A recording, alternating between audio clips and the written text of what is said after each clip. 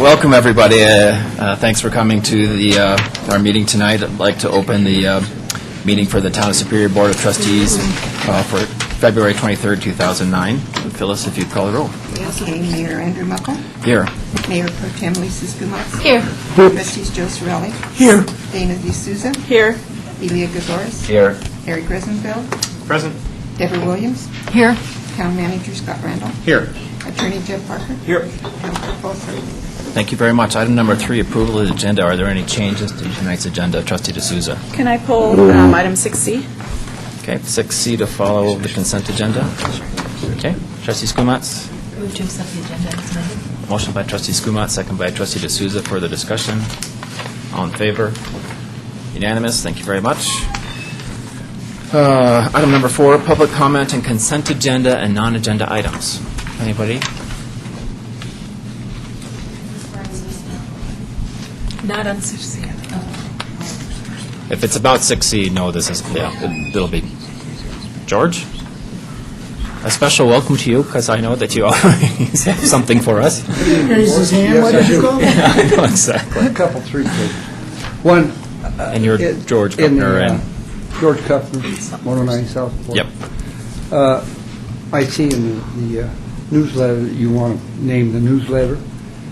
Years previously, that newsletter was named by the citizens of the town and was called Superior Speaks. It was put out and was picked, that name, and then somebody along the line or in the previous town administration dropped the Speaks. So take that in consideration. It was already named. Second, I want to tell Mr.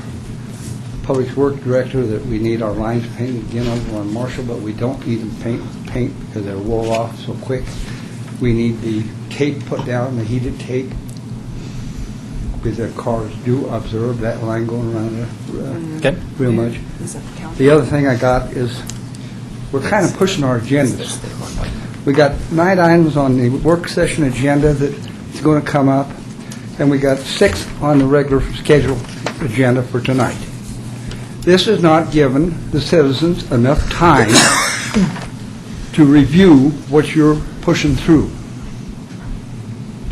You pick your packet up late on Thursdays, you got Fridays to read them, and then you got work Mondays and Wednesdays. So you're doing it in a 2-week period.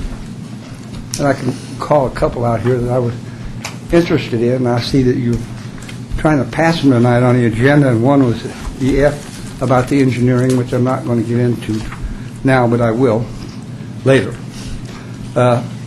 We need more time. Penny, what was her name? Last name Pinkingston? Pennington. Yes, hit the nail right on the head when she said in her last paragraph in the Boulder Camera what this town board is doing, and that's exactly what they're doing.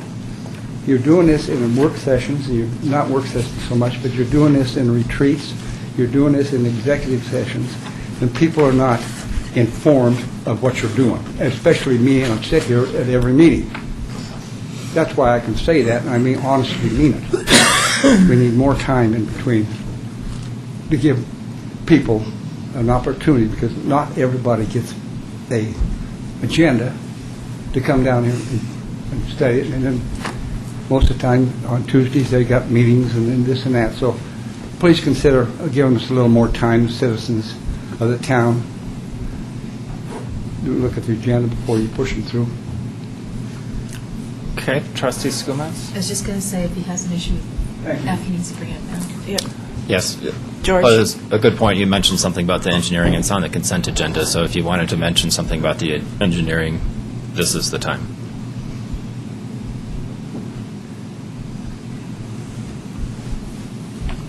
Well, the engineering firm has been here, R&G, about 18 years. Has made several mistakes, and I don't have them all written down. But if we go through another session, like we got a Coal Creek out here that was pushed through this previous board, and 5 members on this board, and that Mickey Mouse we got down on the south end of Creek, I don't want to see them rehired. I think the board should do the discussion on the contracts and review them with the town manager, not just 3 of them. We got one that worked for the town that applied for the position. I think there should be about 5 of them, that you people should be able to pick out who you want as an engineer, because not everybody's happy with RG. And that's just the way I feel. Okay. Additional public comment on consent agenda or non-agenda items? Okay. Item number 5, presentations. None. Item number 6, consent agenda. And on the consent agenda is approval of the minutes for February 9th, 2009 meeting, acceptance of the minutes of the Open Space Advisory Committee and Parks, Recreation, Open Space, and Trails Advisory Committee meetings, adoption of a resolution approving an agreement with CPS Distributors, Inc. for the purchase of irrigation controllers. E, adoption of the resolution approving an agreement with AJI Irrigation Company for the installation of replacement irrigation controllers. And adoption of a resolution approving an agreement with RG Consulting Engineers, Inc. for town engineering services. Motion to approve the consent agenda. Trustee D'Souza. Second to approve the consent agenda? Trustee Rosenfeld. It's really, really. Yes. Now, this would be the time for questions or more comments. Questions? I have a question. Trustee Cervelli, Trustee Skumas, Aye. Trustee Williams. I have to abstain from item 6F. One of the competitors is my employer. Oh, okay. Thanks for letting us know. Trustee Skumas? And I did want to ask a question about 6F, whether there's something that's very time-dependent about 6F or not. Does the contract expire tomorrow or something like that? No, as a matter of fact, this was an agenda item that was originally scheduled back in December, and because of the onslaught of proposals we've received, we kept pushing it back. So no, there's nothing time-sensitive about it. Because I did notice it earlier in the day, and I didn't get a chance to review it. And then just before I was going to pull it, but then I forgot because we were talking about C. And so I don't know. What? Can I make a motion to pull it now? Is that possible, or are we already We can, you can. Sure, unless the town attorney will have Well, I mean, a usually major heartburn we about can do it it. as a friendly amendment, or you can basically make a motion to amend it. If it passes, then it'll be amended and pulled. Okay, we don't normally Who do made- that, but sure, I know, let's I do feel it. bad. Who made the original motion? Don't feel bad, I apologize for but you disrupting. can make a motion. I would like to make a motion to separate 6F from the consent agenda. I forgot the term we used. We'll pull and we'll follow. I thought we 6F, deferred yeah. or something else. Yeah, Okay. Thank you. Motion by Trustee Skumatz, second by Trustee. I have a lot of pens. Gregoris, all in favor? Sorry. Fine with it. Okay. Let's see. That was 6. Opposed is Sorelli Abstain. and No, oh, abstain. abstaining. Thank you for clarifying that. Otherwise, all in favor. Thanks. Okay. I think we're talking about the consent agenda right now. Yes. Yeah, now you have a motion to approve it for A, B, D, and E. Yep. And Trustee Williams had a question or a comment about the consent agenda. No, it was on F, so we're good. Okay. Then we're spending money. Okay. Muckle, Yes. Rosenfeld, Yes, with an abstention from the minutes. I was out on the 9th. Skumatz, Yes. Williams, Yes. Sorelli, Yes. D'Souza, Yes. Gregoris. Yes. Okay, thank you. That motion carries. And now we're at what was 6C, final approval on an ordinance amending Chapter 11 of the Superior Municipal Code regarding streets, sidewalks, and public property. Trustee D'Souza. I just wanted to pull this for clarifications because we did get a complaint from a homeowner on this one, and and again, I'm not sure if I'm interpreting their complaints correctly, about maintaining sidewalks, and so I just wanted to bring up that what has been done here is hasn't changed really the intent of anything. It's just basically cleared up some of the language. So you've always been required to remove snow from your sidewalks, correct? And this is just simply taking out little words like any and different things like that. The rewrite from the legal perspective was clarifying a lot of language.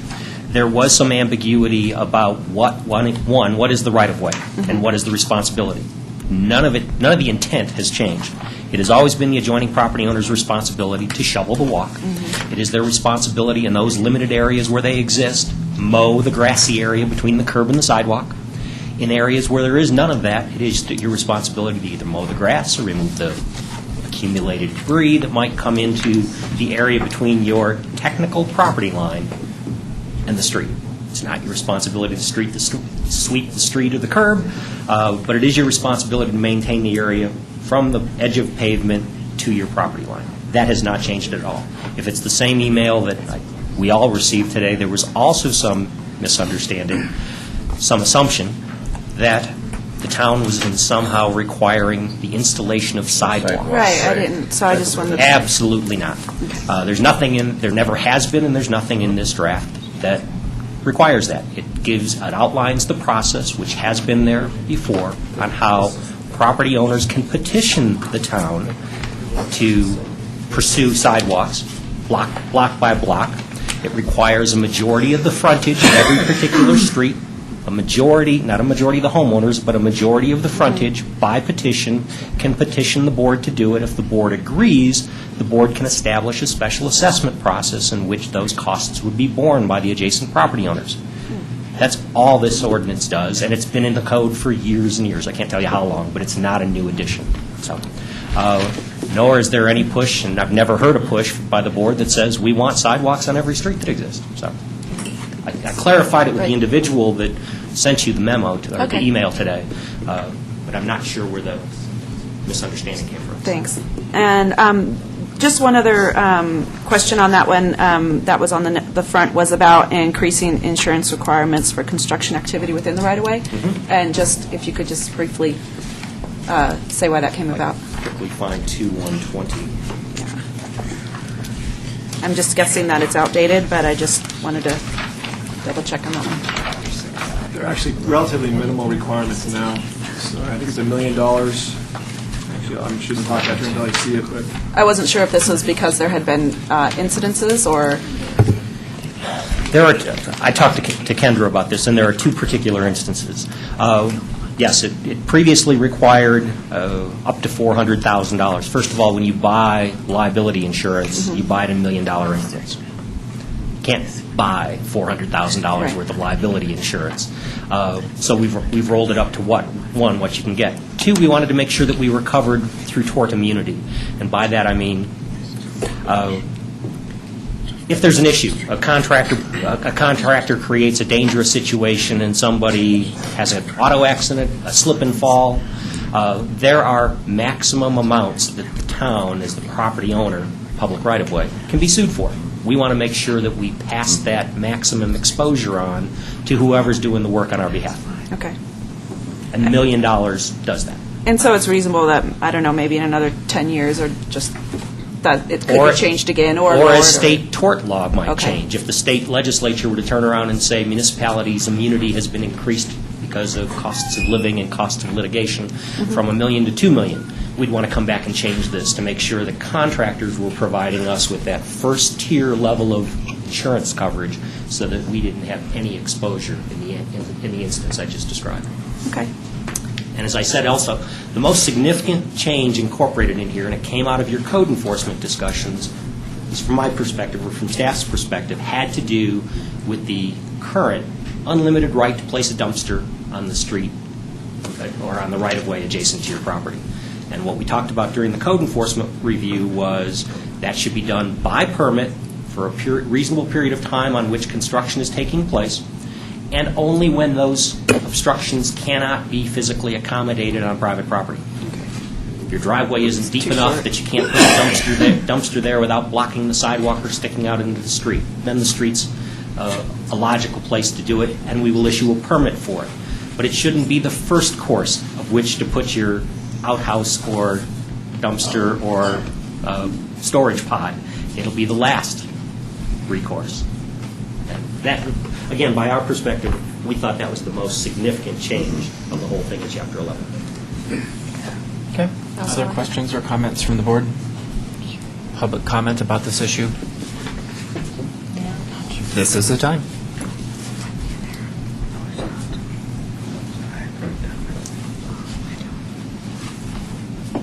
A lot of 4644 South Third Avenue.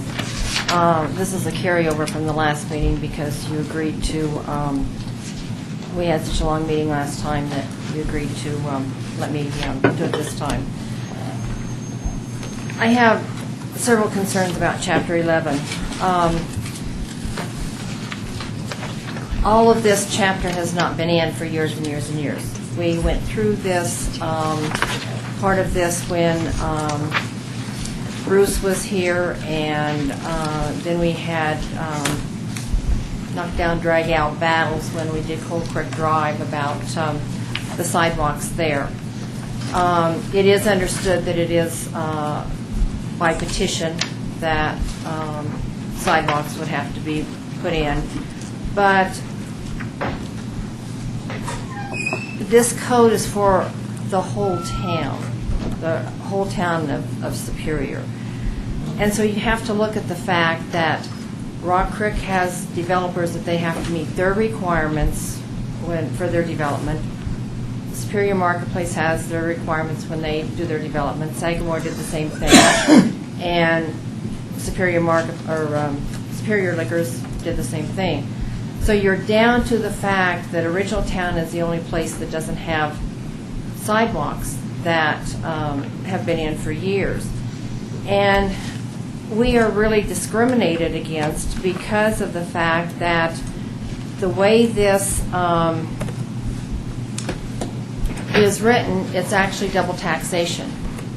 Because the streets have been in for years.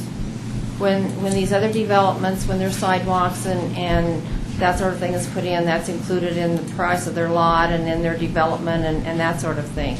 So the streets in Original Town have been in for years. And we've paid for our taxes paid to keep that infrastructure up.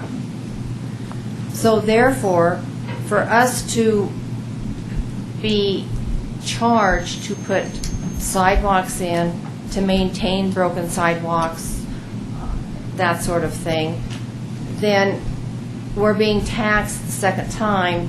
If I don't pay my bill, you're going to file a lien against my property. That's double taxation. It is extremely difficult for a lot of people in Original Town because there's elderly in town, there's physically challenged in town, there's financial hardship situations in town, and all of that needs to be taken into consideration with some of these sections of this chapter. I have to just check my notes here to make sure that I'm getting everything said that I want to say. I really would like to see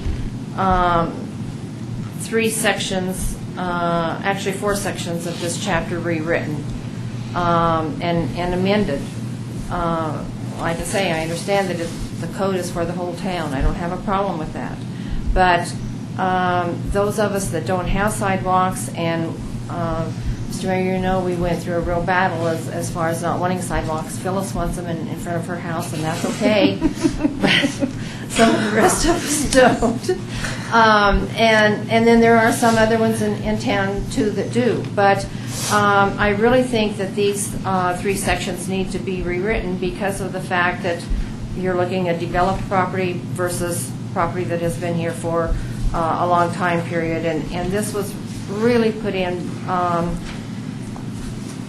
by former staff. 1, yes, to update us, but 2, it's not benefiting us that much. So I really would like to see you look seriously at redoing 11-120, 11-130, 11-140, 11-2-160, and 11-390.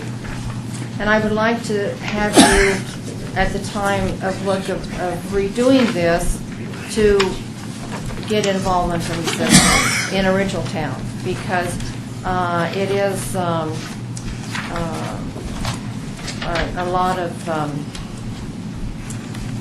of change. 11-120 isn't basically so much in Original Town as it is in Sagamore. The town is in violation in the mailbox area up there of ice building up, and you're doing nothing about it. And that is a very, very hazardous situation up there. Public Works has been contacted. They have done nothing about it. And it's a shame that you have this law and you are doing nothing at all to follow your own laws. So you need to definitely look at that, because it is definitely discrimination against original town, double taxation.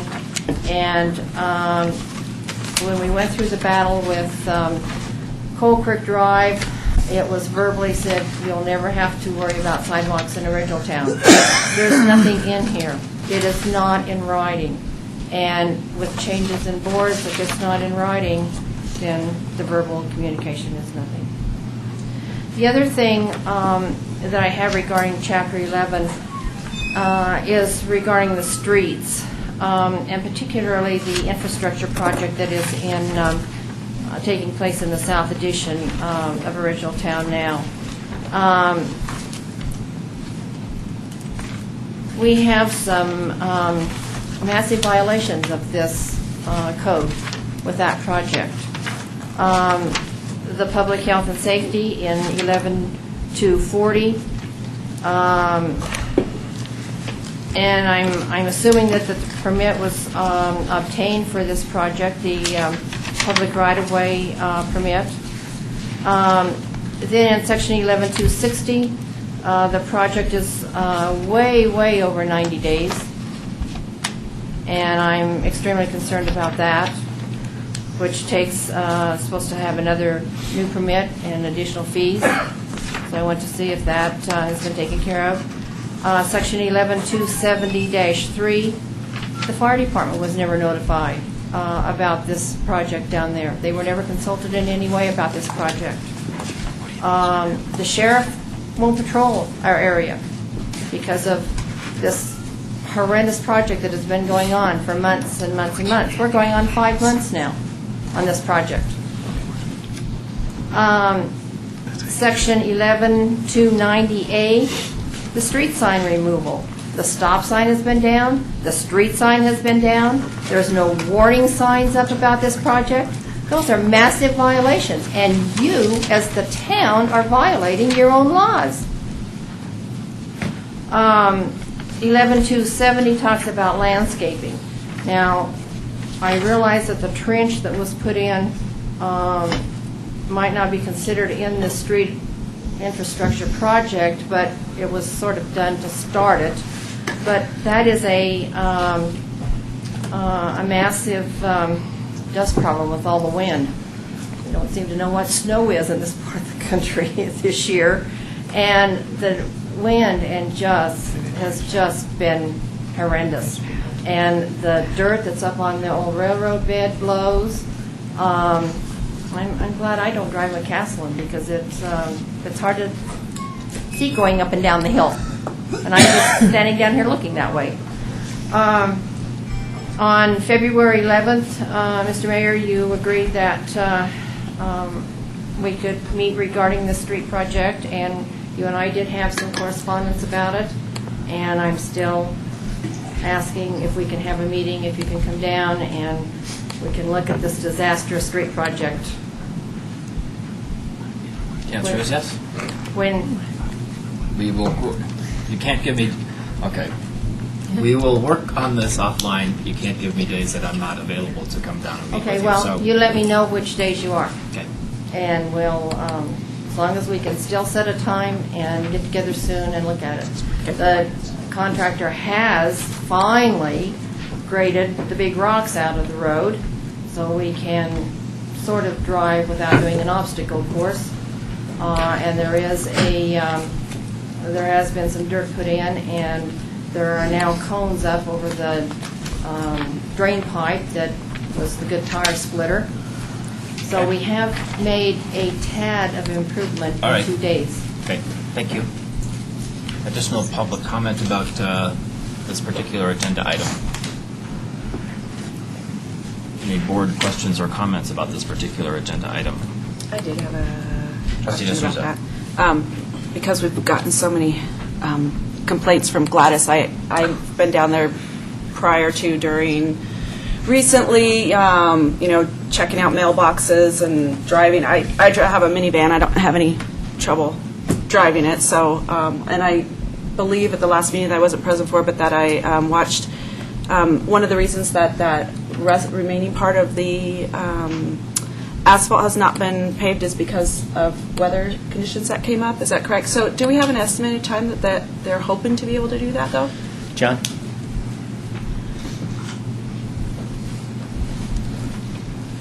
Mr. Mayor, this doesn't pertain to the ordinance, I but know. Oh, yeah. let's Oh, sorry. let's You're answer right. I let's am answer on the question, question but so it that was we can get brought on up, with the so- business of the And then I did agenda. have a comment on that one. John Hawkins, Director of Public Works.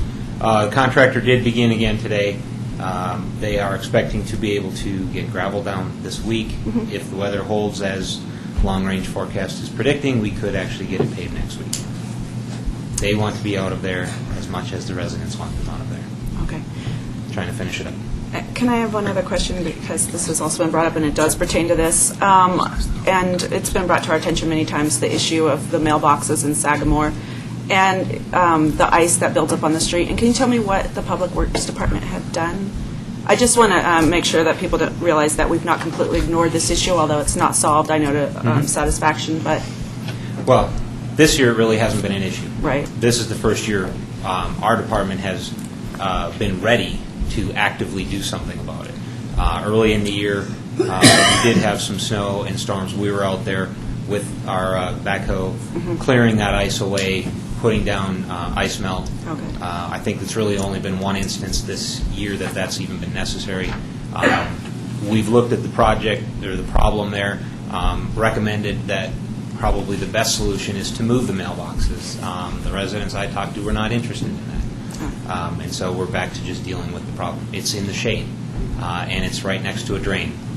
That's where the water goes, that's where it freezes. So. All right. Thank you.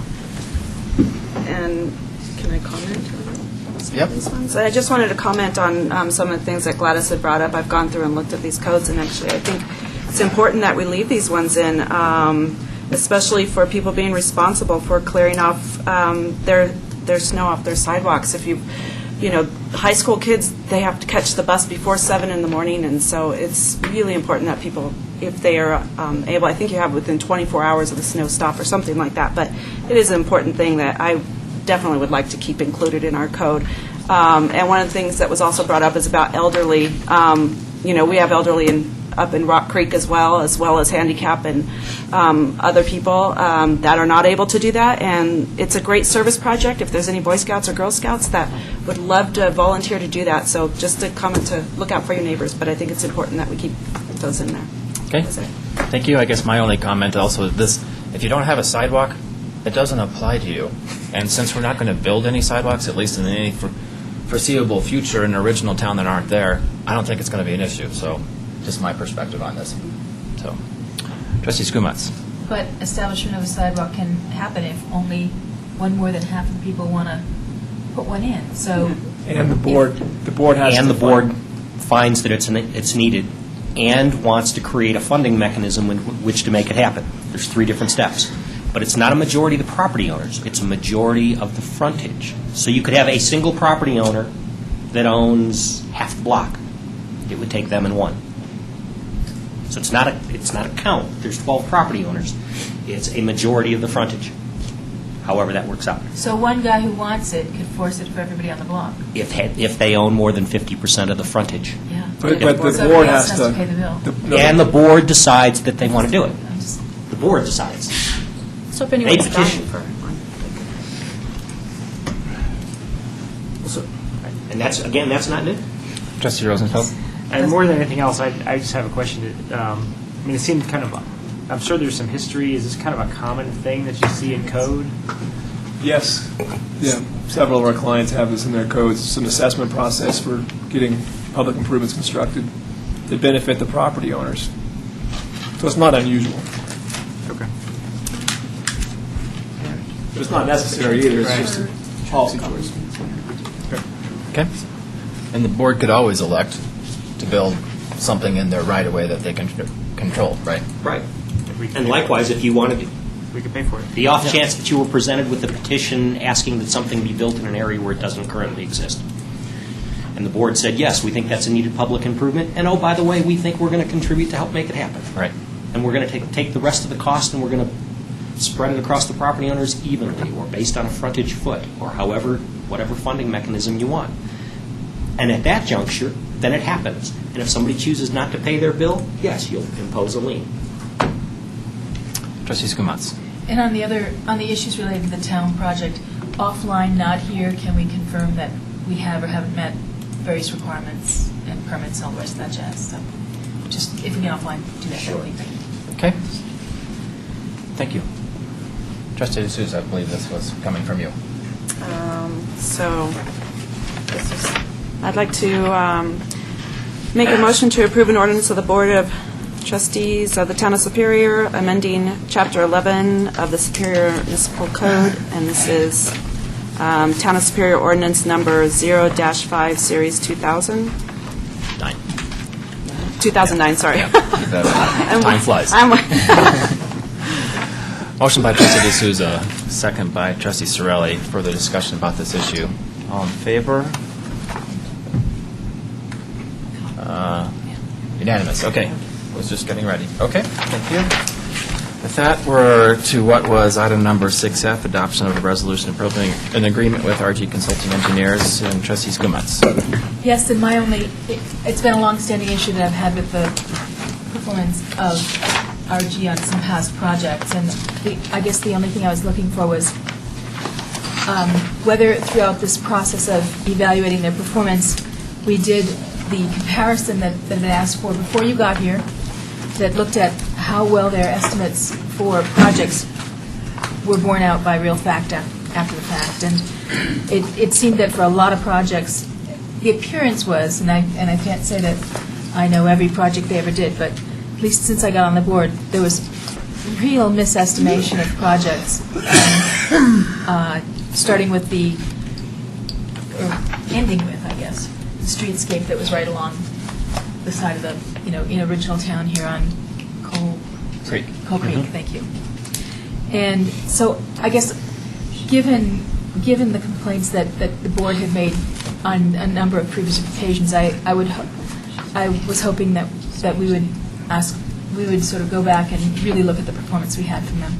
And I didn't, when I read through this, I didn't see that sort of extra level of due diligence, and that may not seem like it's needed, but it seemed like it was needed.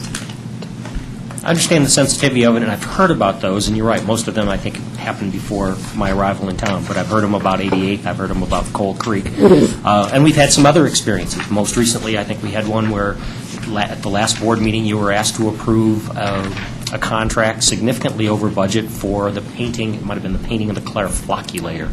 We based this year's budget at $32,000. Based on last year's, we did one last year at about $28,000. Thought that was a reasonable markup, and we went out to bid again this year, and it was in the low 40s. So we missed it by 30%.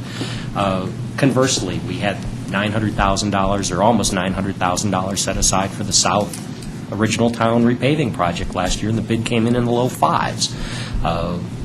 That was a good one. It was a good miss. Yes. But you're right, those are huge. That was not a part of our evaluation, nor have I gone through and done anything analytical about any of the history, either since I've been, for the 2 years I have been here, or predating that. We did want to compare apples to apples in terms of what was being proposed.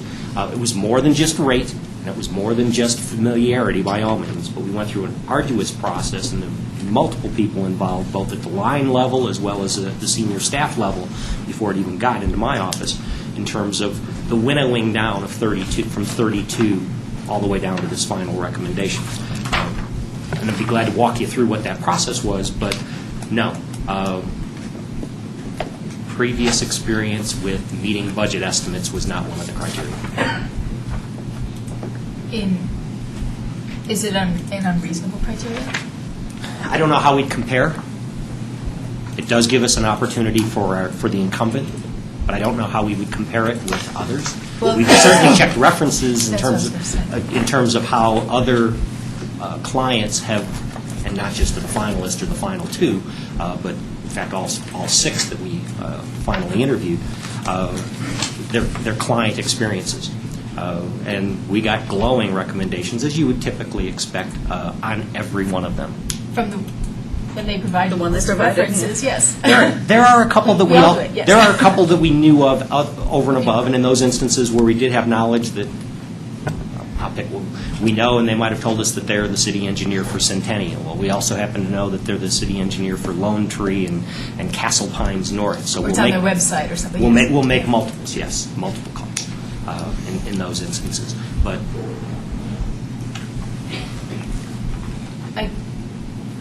So when does or did this contract expire?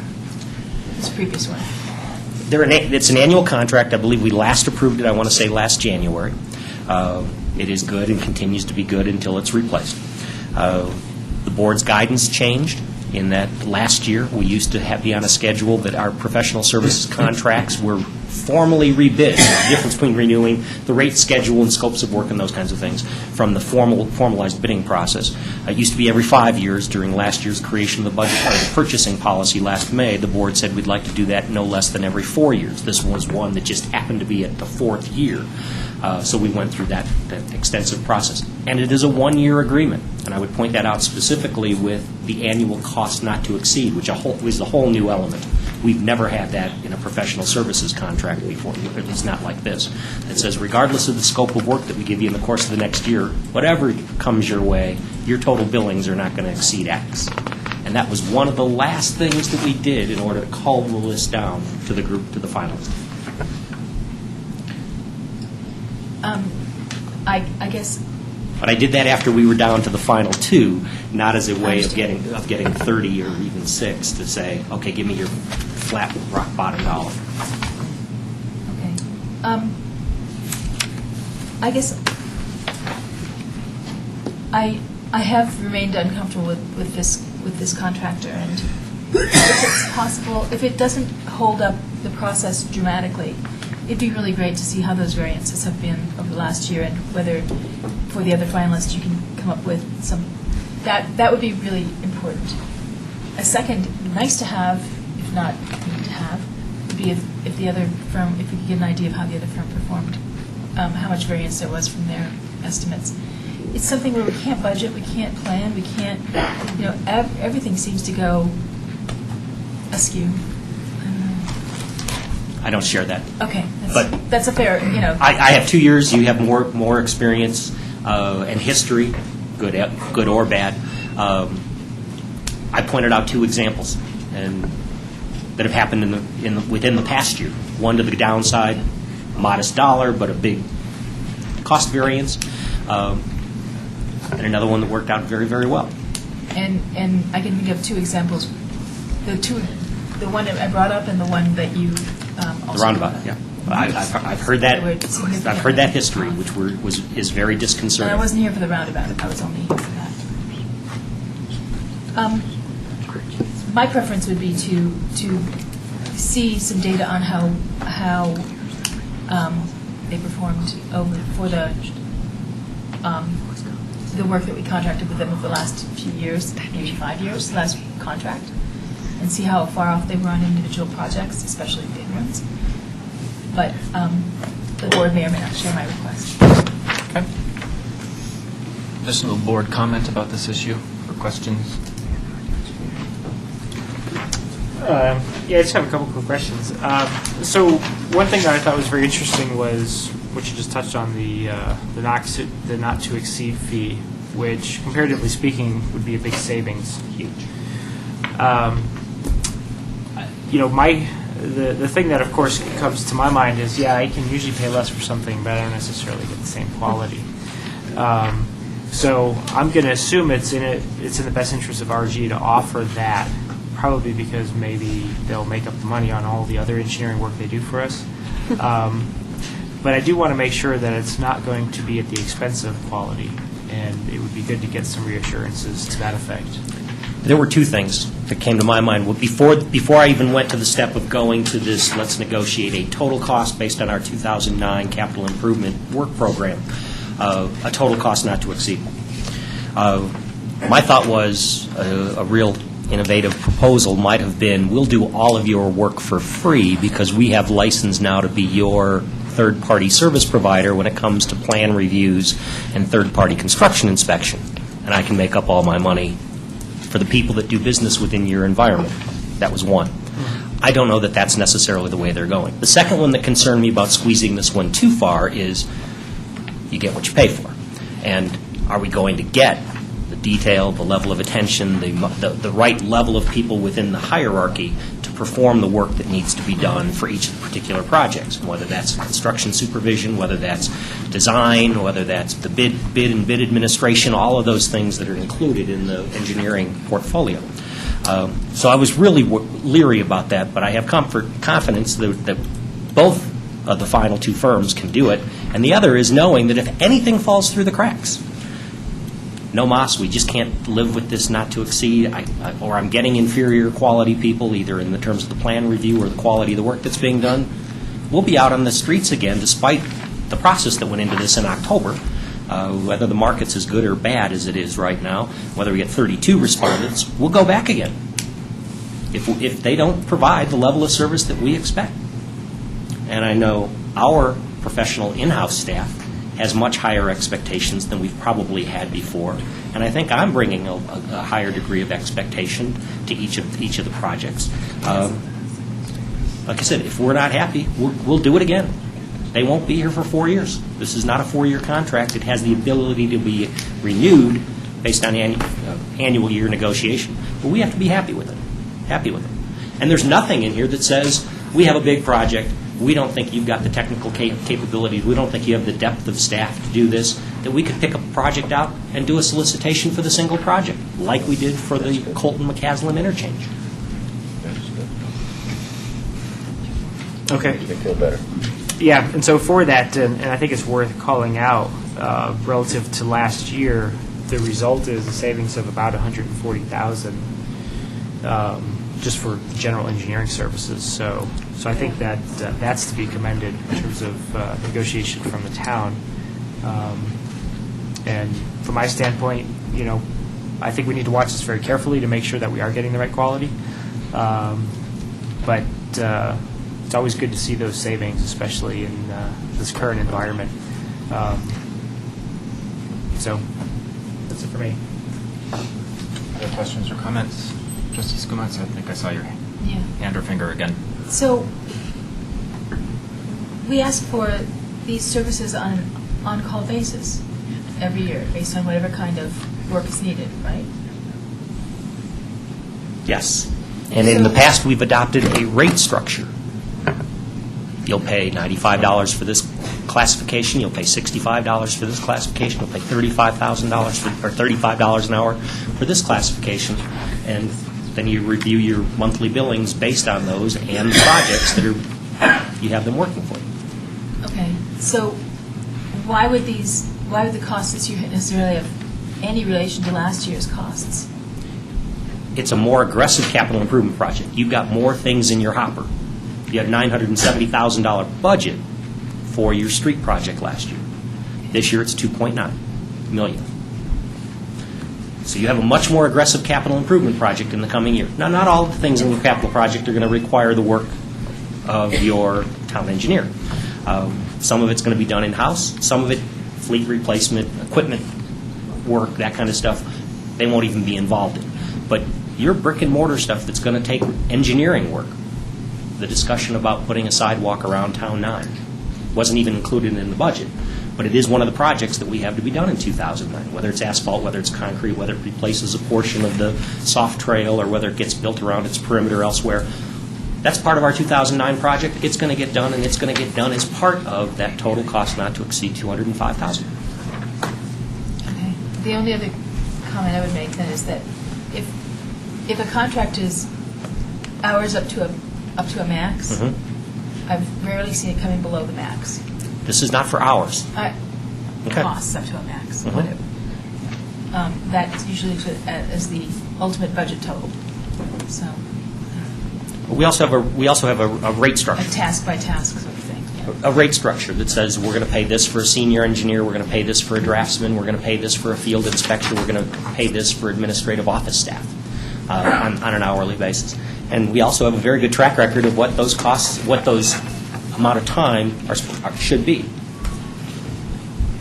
We were able to strike this kind of an economic deal because of the competitiveness within the marketplace. When there are 32 bidders, all with professional competencies, all with experience in the municipal, field, we were able to drive the absolute hardest bargain, and I'm very, very pleased with that.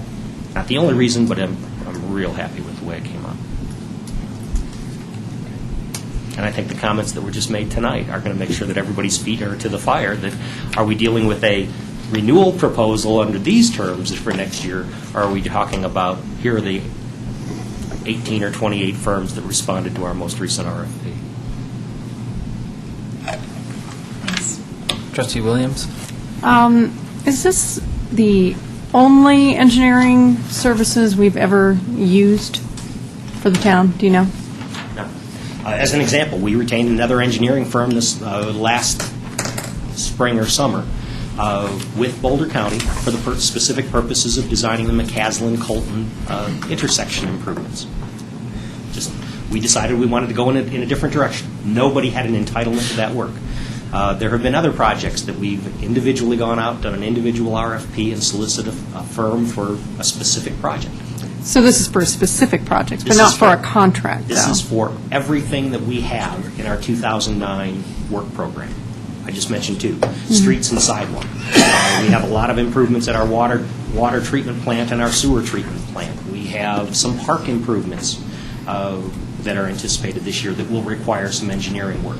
And then there's the litany of the day-to-day stuff.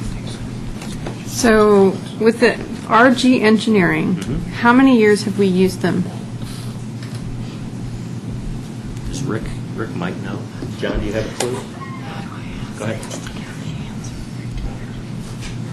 Rick, how many years? If there's any, I know that 20 town manager really consecutive years? would like to invite the potential contractor to come to the mic and say who they might be and their business address.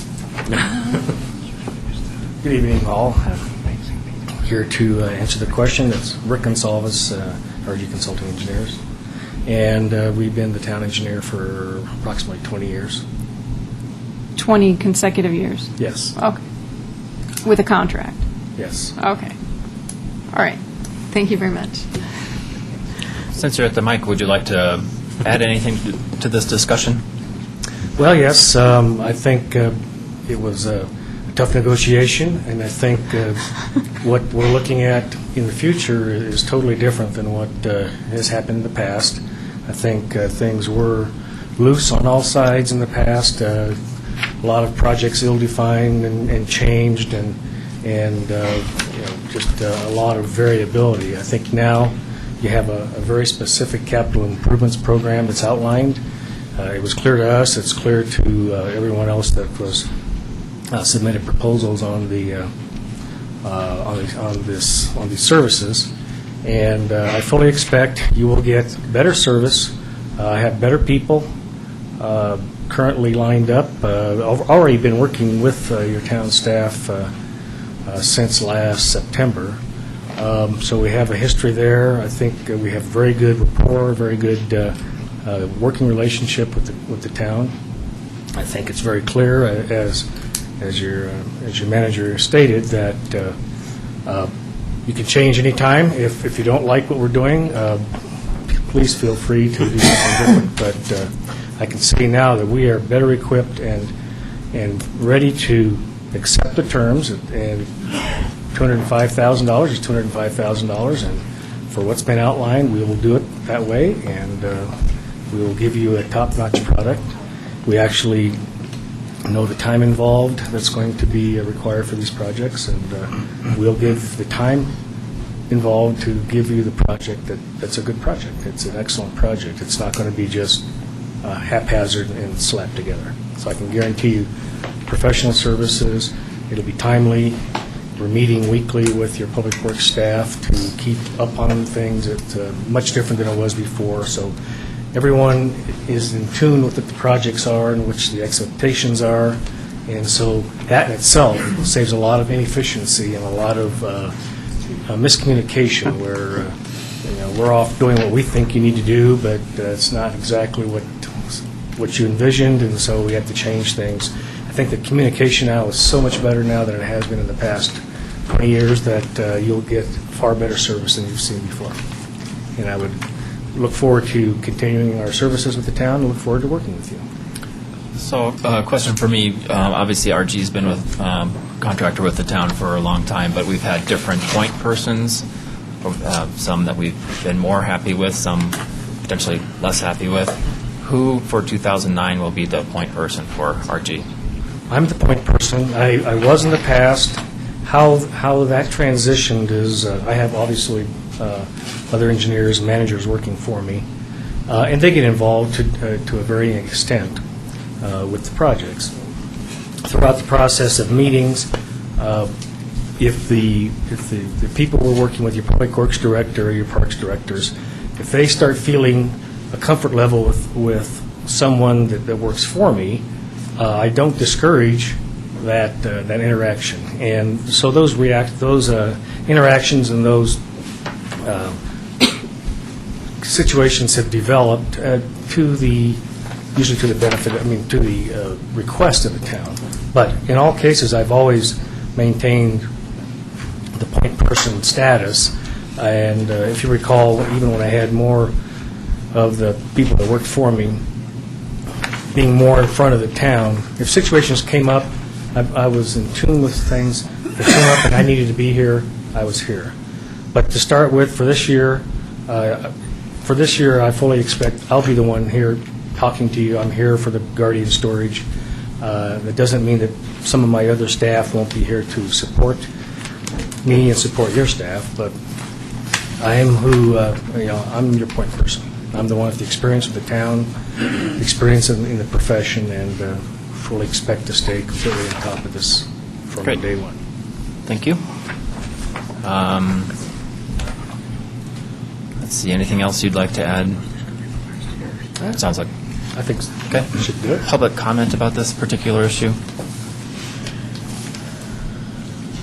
Okay, seeing none, I guess my comments about this is that mostly go to staff, which is thanks for looking through 32 applicants and spending a lot of time doing that, and not just having one person do that, but making sure that multiple people at the staff level have gone through that. And I feel confident in our staff that they picked the appropriate person. I didn't go through that.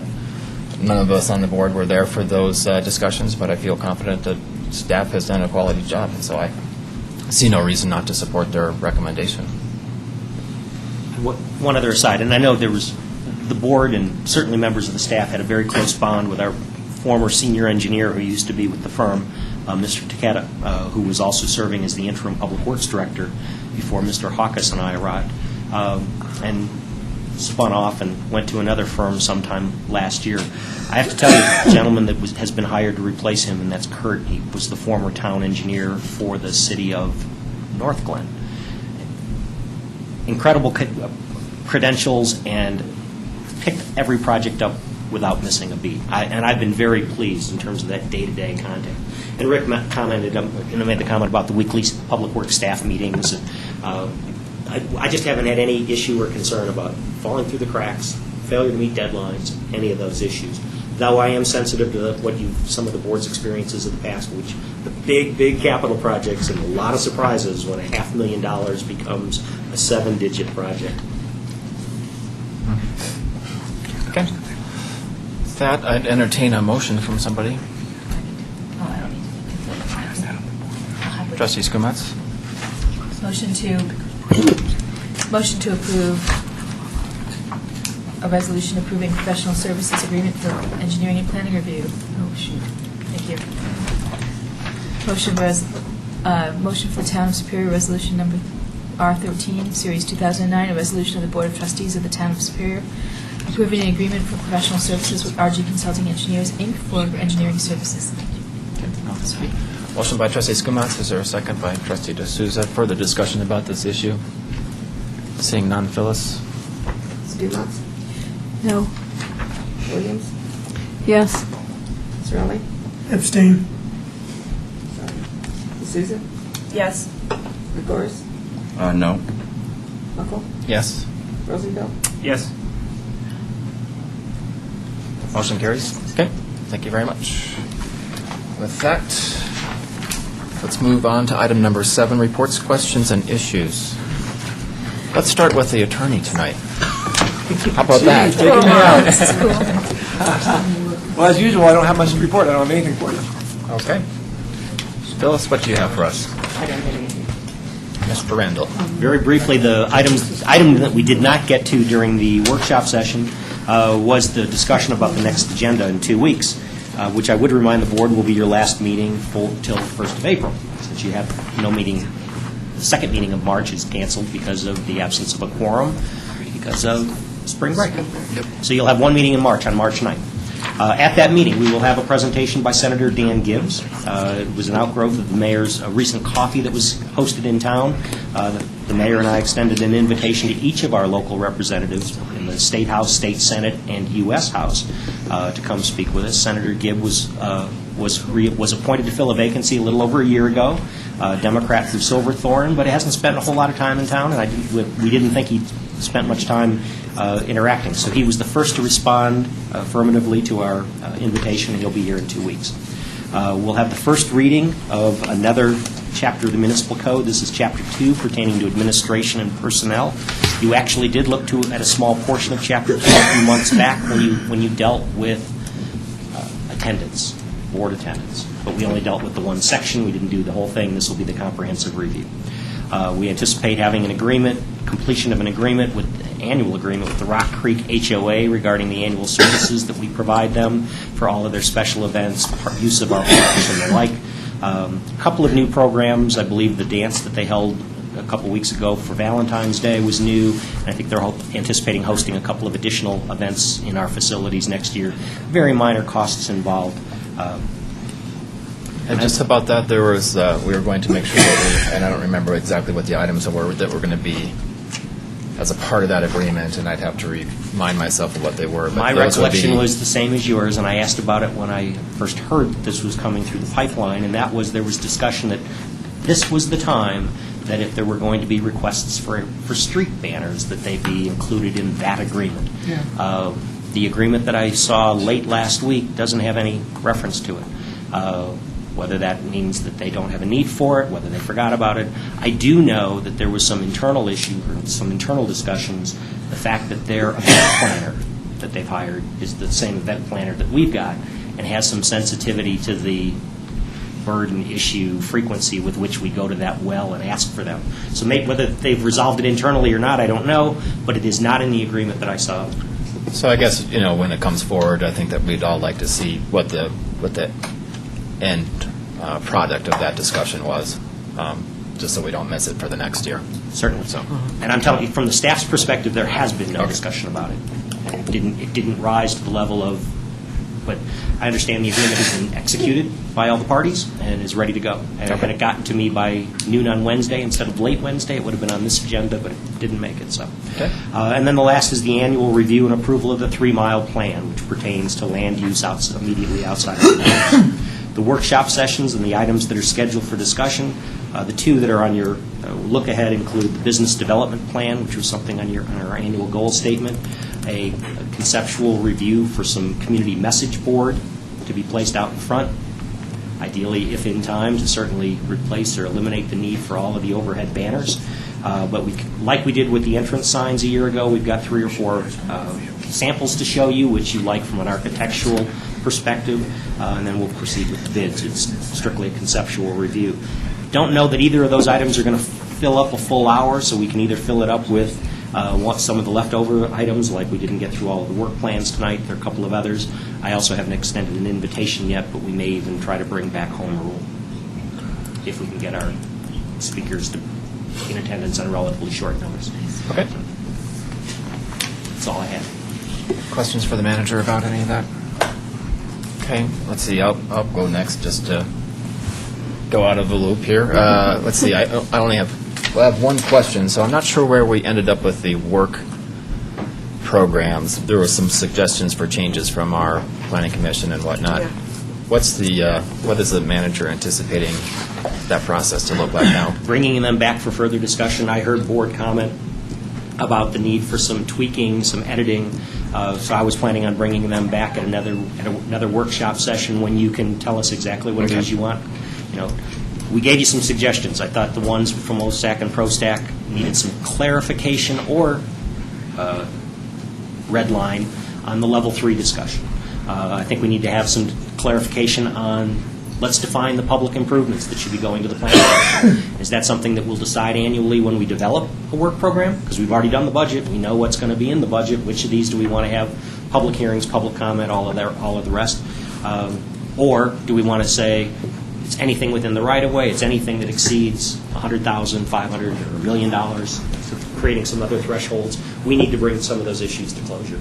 And I wouldn't be surprised, especially after you've had an opportunity to review it maybe on 2 different occasions, the board may have some suggestions. We really want you to take this project on in the course of the next year. So whether that's in 2 weeks or 6 weeks, but Coming back. It will be coming back in another Okay. workshop session because clearly we didn't bring tonight's discussion to closure. All right.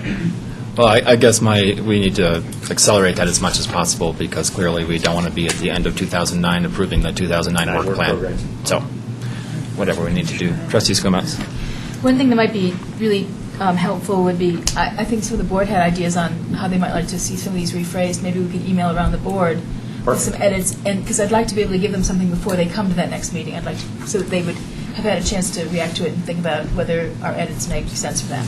I don't want them to, Okay. So I hate to drag them back a lot more often than necessary because they spent their time here. Okay. Sounds like a reasonable suggestion. Then the only thing I have to report is I think I let people know that I was off in D.C. a couple weeks ago and talking about Rocky Flats as well as US 36 issues mostly with our local representatives. And it was actually a pretty successful trip. It was hard to get a lot of people's attention because they were all talking about the stimulus plan and whatnot. But hopefully there would be dollars allocated to maybe both Rocky Flats and US 36. But it's Not it's the big fish in the pond? yeah, surprisingly not. And they're talking about slightly more arcane things, but how FTA might allocate dollars and whether or not certain lanes would qualify for federal dollars or not. But that's to be determined. So. I think generally a successful trip, though I don't have any check in hand to give to anybody. So that's all I had. Trustee Williams? I have nothing to report. Trustee Gregorus? I had a question about the look ahead. So we have one meeting in March, which is on the 9th, and you said there's no other meeting until April. In here says April 13th, is that right? That would be the second Monday of April. There's a work session. So there's a work session the 16th about the streets. Correct. Okay. Okay. But the meeting on the 23rd has traditionally been canceled because that's Boulder Spring Valley's break. spring break, and we have a very difficult time of getting a quorum. Okay. And it's probably compounded further by 5 Mondays in the month of March. Okay. Trustee D'Souza? The only thing I wanted to bring up is that I'll be going away, it looks like, to a Dr. Cog retreat, and I would appreciate any hints or suggestions, I should say, that anyone has for going to that work session as far as what we should be focusing on for the year to come and that sort of thing. So anything, they not only do the transportation, but they also are responsible for the regional aging issues and things like that. So if there's anything. And water stuff also? And water. So, obviously, anybody from the board has thoughts about that issue as well as this is a Dr. Cog can be I'll be politically correct, sometimes a difficult meeting to attend, but it's critically important as our metropolitan planning organization, and so if staff has specific things that impact the town, make sure you let us be in contact with our representative. Thanks for attending those meetings. This Friday. Yeah, and if anyone hears strange rumors that my kids are spreading that I'm going away for the weekend with Dr. Cog, that's what it is. And it's not Dr. That's correct. Trustee Skomas. I attended I did not attend, but I tried to attend, but couldn't ultimately attend a CML meeting on the energy issues. But I was able to forward documents to 3 of the attendees, telling them what way I was hoping to have them argue, and I think some of that got passed through. It's not the executive board that's the most important one. And I tried to pass along which views town staff had provided on those issues as well. I thought I'd be able to make it, and then at the last minute could not.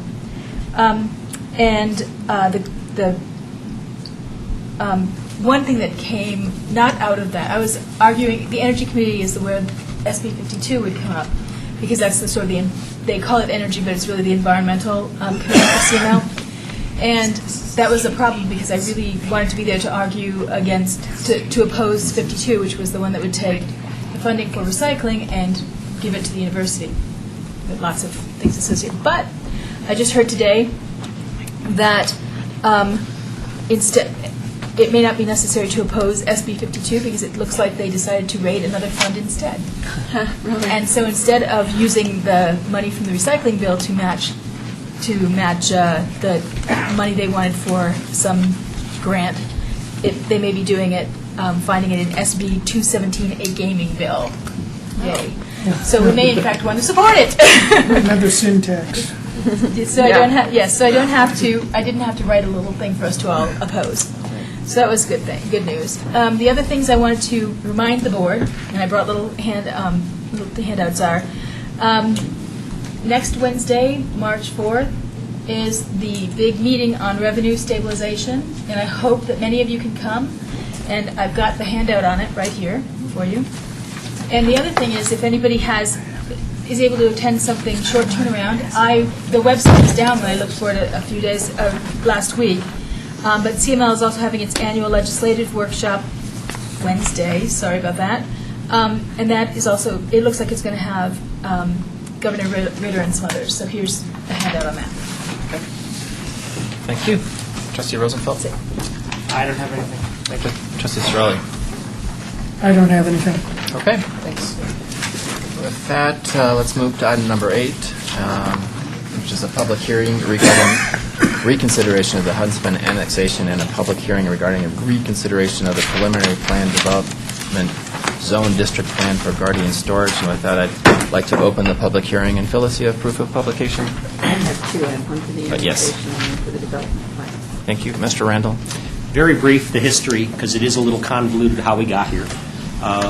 This matter was originally scheduled to come before the board back in August. Ultimately came before the board in December, at which time the board did conduct an extensive public hearing and began its consideration on 4 different action items, all pertaining to the annexation of a 5-acre parcel and the proposed development on that parcel located at 1555 76th Street. The first 2 items that evening were approved. The resolution approving the findings of fact from the Planning Commission was approved, and the first ordinance annexing the property into the town of Superior was approved. The third item, which was the resolution approving the annexation agreement, was defeated, and therefore the board didn't take up the 4th item, which was the ordinance approving the preliminary plan development zone district plan. In January, the board, by a motion and a majority vote of the board, voted to reconsider the action, and as a result, we've scheduled the public hearing and the reconsideration of the last 2 items, as the mayor just indicated, the annexation agreement and the PPD ZDP for this evening.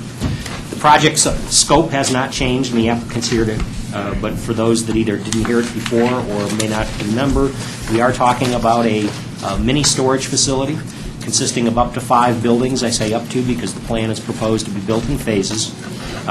Total of 85,000 square feet of new buildings to be built. 3 of the 5 buildings are to be built in the first phase.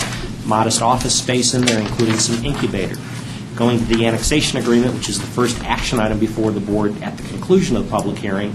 As you know, there have been some amendments to the annexation agreement, the most significant of which was a extraction of what I will call it an extraction of a supplemental public facility fee. The town's development ordinance requires that a public facility fee in the amount of approximately $26,000 be paid for this property. As a result of subsequent negotiations, the town was able to increase that fee, and as we've talked about before, and as the staff report indicates, it's calculated at approximately or up to $30,000 a year based on a formula for the first 10 years after occupancy. There is another modest change, and it has to do with when the $26,000 would be paid.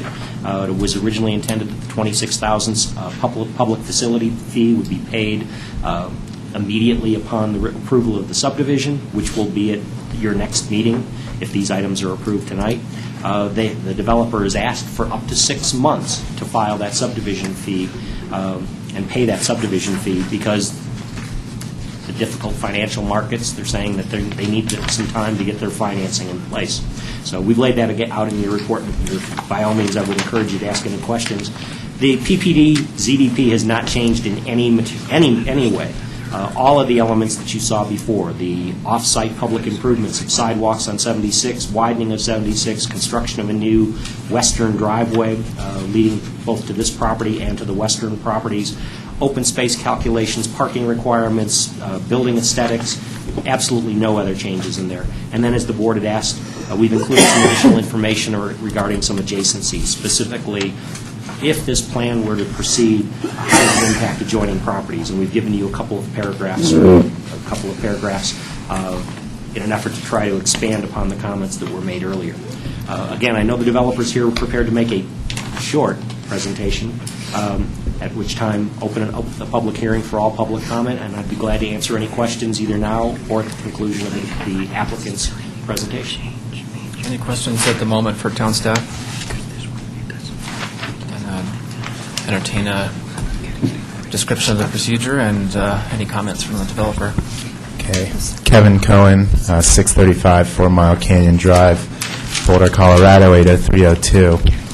Well, hello again, everybody. I'm going to try to keep this very short and to the point because this is our fourth time now in front of the town in some capacity, dating back to our concept plan. So I know you know who we are, what we do. I know you're very familiar with the project and the type of quality effort that we've put into it. So what I really want to do tonight is just focus on the key benefits that our project will bring to the town of Superior. And I'll start with this, that we're providing a much-needed service that will attract residents and businesses from all along the Highway 36 corridor to Superior. You've seen this before. We've done our homework, and we've demonstrated that there's a huge need for our services, and really just the key number in this whole thing is that based on industry accepted ways of calculating it, there's a need for over 400,000 square feet of storage space within a 10-minute drive time of the site. And I just wanted to emphasize that that's a snapshot of today based on current demographics. It doesn't take into account any future growth that would take place with things such as the town center, ConocoPhillips, or anything like that. So this is a type of service that will not only benefit the community today in an economy where unfortunately some people need to downsize their homes, but also in the future as everybody turns it around and we can all look forward to future housing growth. The proposed use is a quiet neighbor with minimal traffic, low light levels, and minimum impact to city services. And the point I want to make is that this really is the perfect buffer between the residential to the south and any future development to the north. Our industry has done studies, and basically the conclusion of those studies is our use generates around 1 car per 100 units per hour. We'll probably have about 700 units at full capacity, so when it's fully occupied, you're looking at somewhere in the neighborhood of 7 cars per hour at the site. And here's the Huntsman's property, and I know this location issue is really important, and I just wanted to make a couple points about it. We've done mixed-use developments before where there's multiple components, such as residential, industrial, commercial, and there's been many projects done around the country where storage is one component among many uses. And much more often than not, you would see that the storage component, and the whole reason we thought this property made sense, you'll see the storage component being right adjacent to to the residential so that it basically acts as a buffer between the residential and any future development that would take place.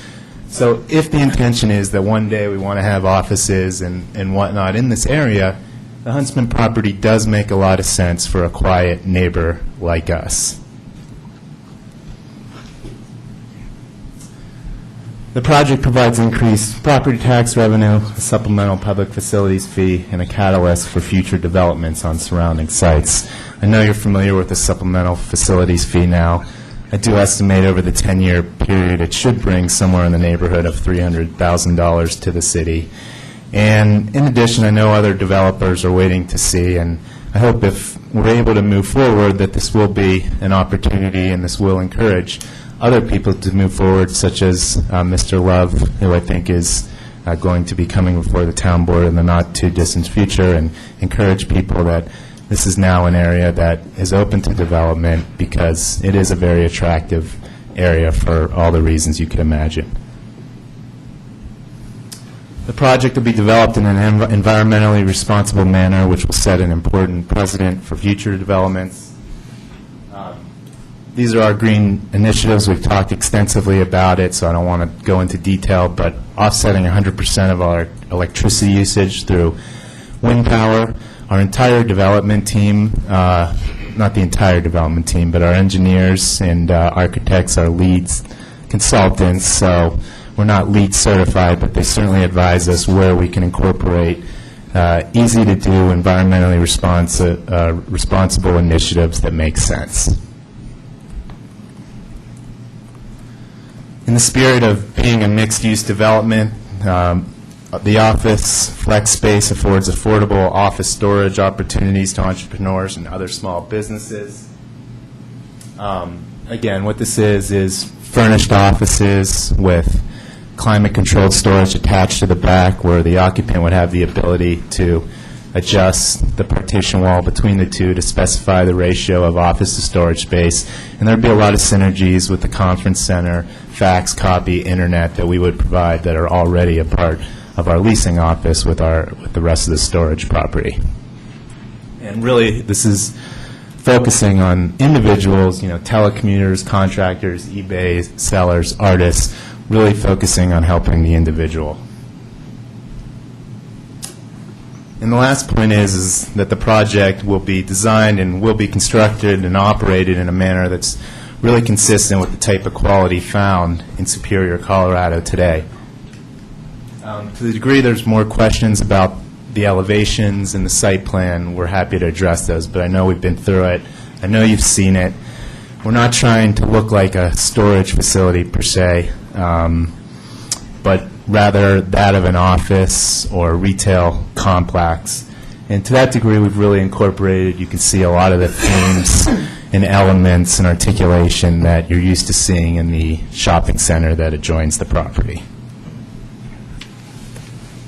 And really what makes us different is not just the landscaping and architecture, but the amenities and technology that really puts us at the forefront of our industry, such as every door alarms, the video surveillance, covered loading, climate control, a business service center. The list goes on, and we're really trying to distinguish ourselves from, as Scott described it, as a mini storage, which I hate that word, but. And just some pictures of our properties. I just wanted to go through them real quick. This is our most recent one in Westminster, Colorado, that's been very successful for us. Our business service center, covered loading, interior hallways.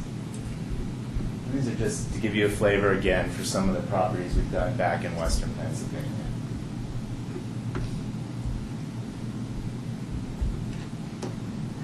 So with that, I am going to walk away, and if there's any questions that I can address, please let me know. Questions for the developer? Trustee Skometz? The slide that you had, the slide that you had about the green features of the building, were those just the capabilities of some of your team on some other projects, or were those sort of commitments for this project? No, those are actual commitments to the project that we've done on other developments. That was a little unclear, but commitments commitments to this project as well. Commitments to this project as well. Yes, I'm sorry. No, I just trying to be clear. Yeah. Further questions from the board? Seeing none, Trustee D'Souza. Well, I mean, we have time afterwards as well. I'll just wait then. Okay, then I'd like to welcome any public comment about this particular issue, and if you wouldn't mind, name and address for the record if you could. Thanks.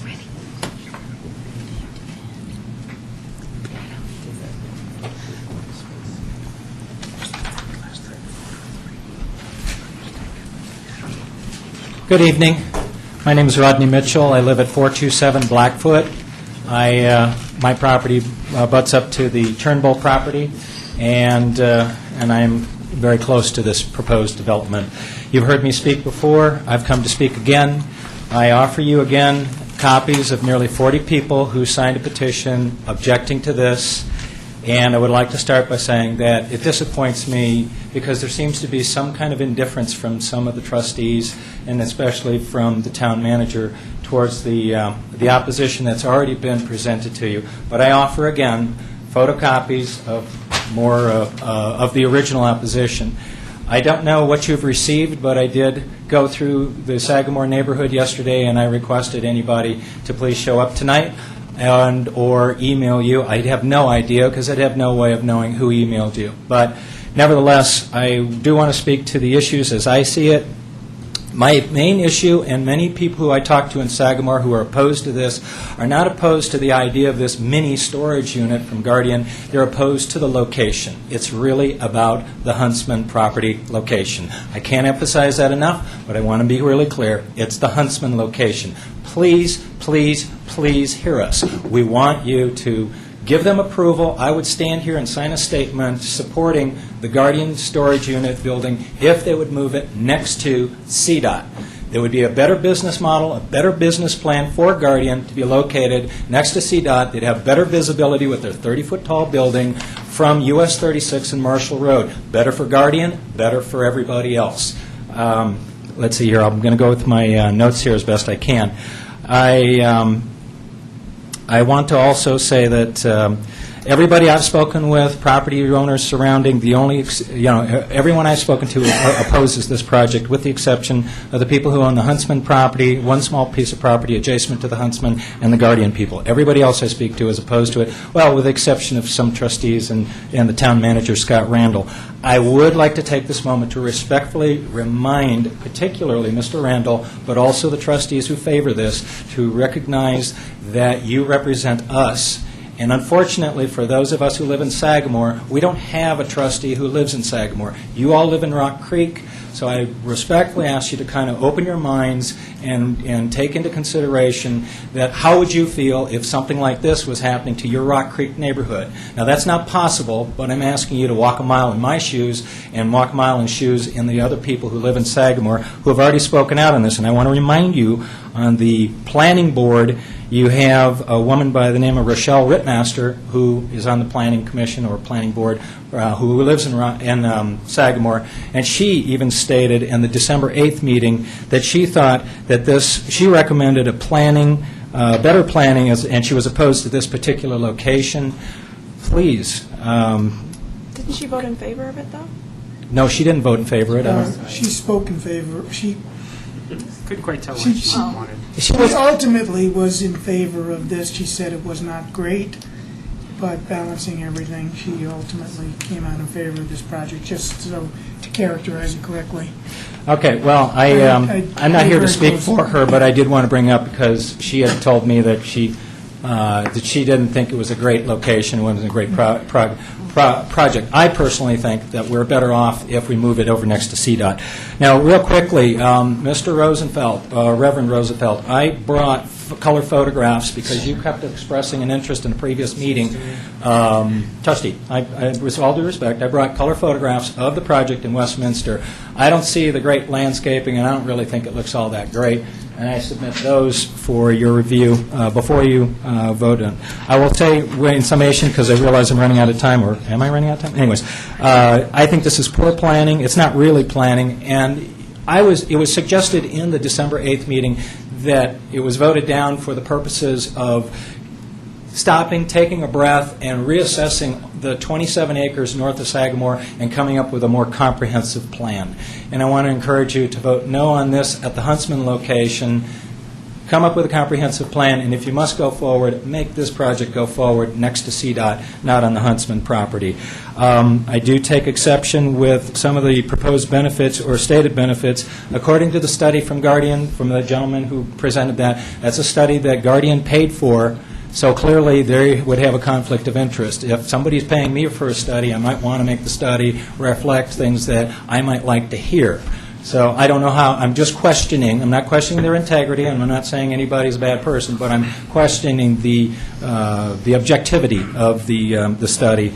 And this idea of the Guardian site on the Huntsman property being a buffer, to me, is ludicrous. And again, I think it harms all the surrounding properties, and as I said before, it particularly harms the poor people that reside in the Turnbull property in such a negative way that it turns them into a 300-foot buffer. I realize I'm out of time, so I'll end there, though I have more to say. Thank you. Thank you.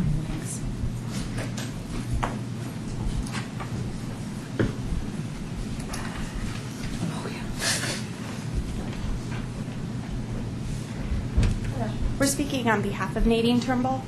She was in the hospital recently, so she couldn't attend, so we're attending for her.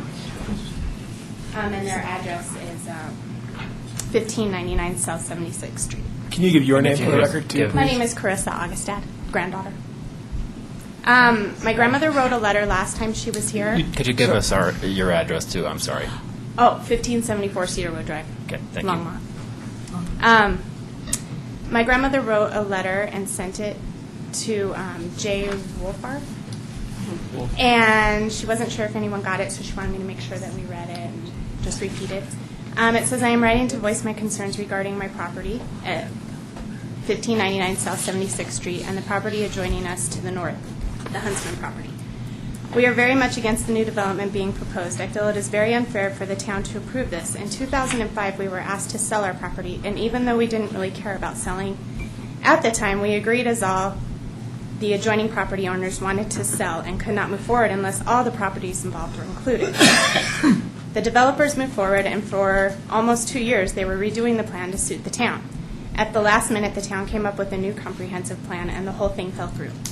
Now, if this parcel is developed into storage units and we have a housing development to the south, our property will lose most of its value.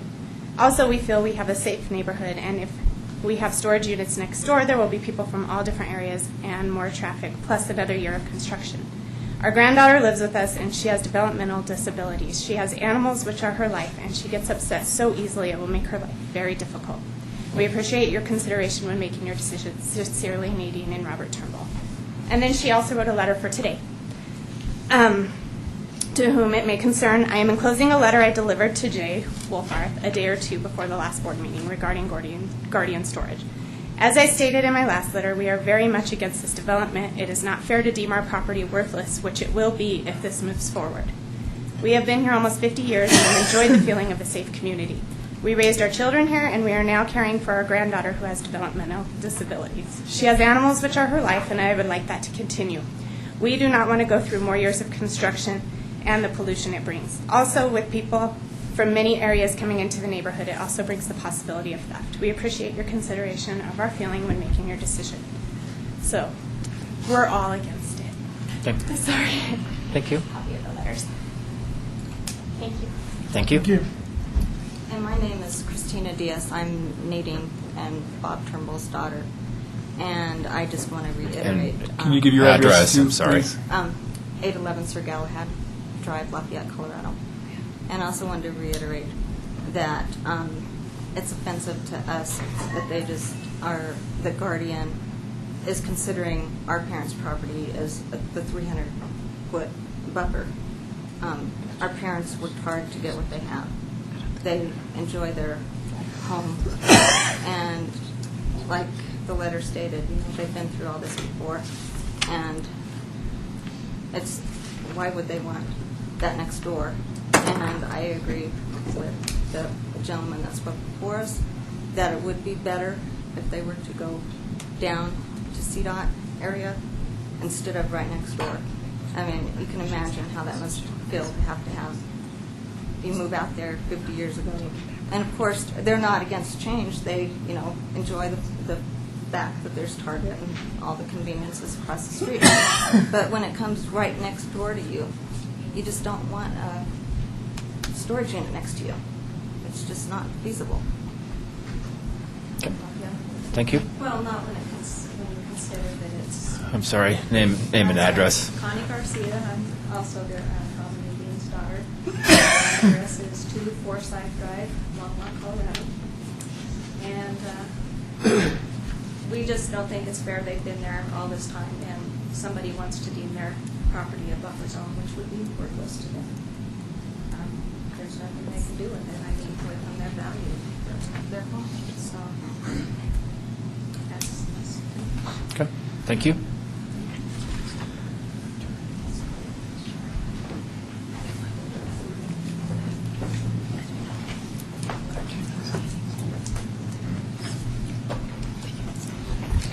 Jeff Kramer, 209 Mohawk Circle.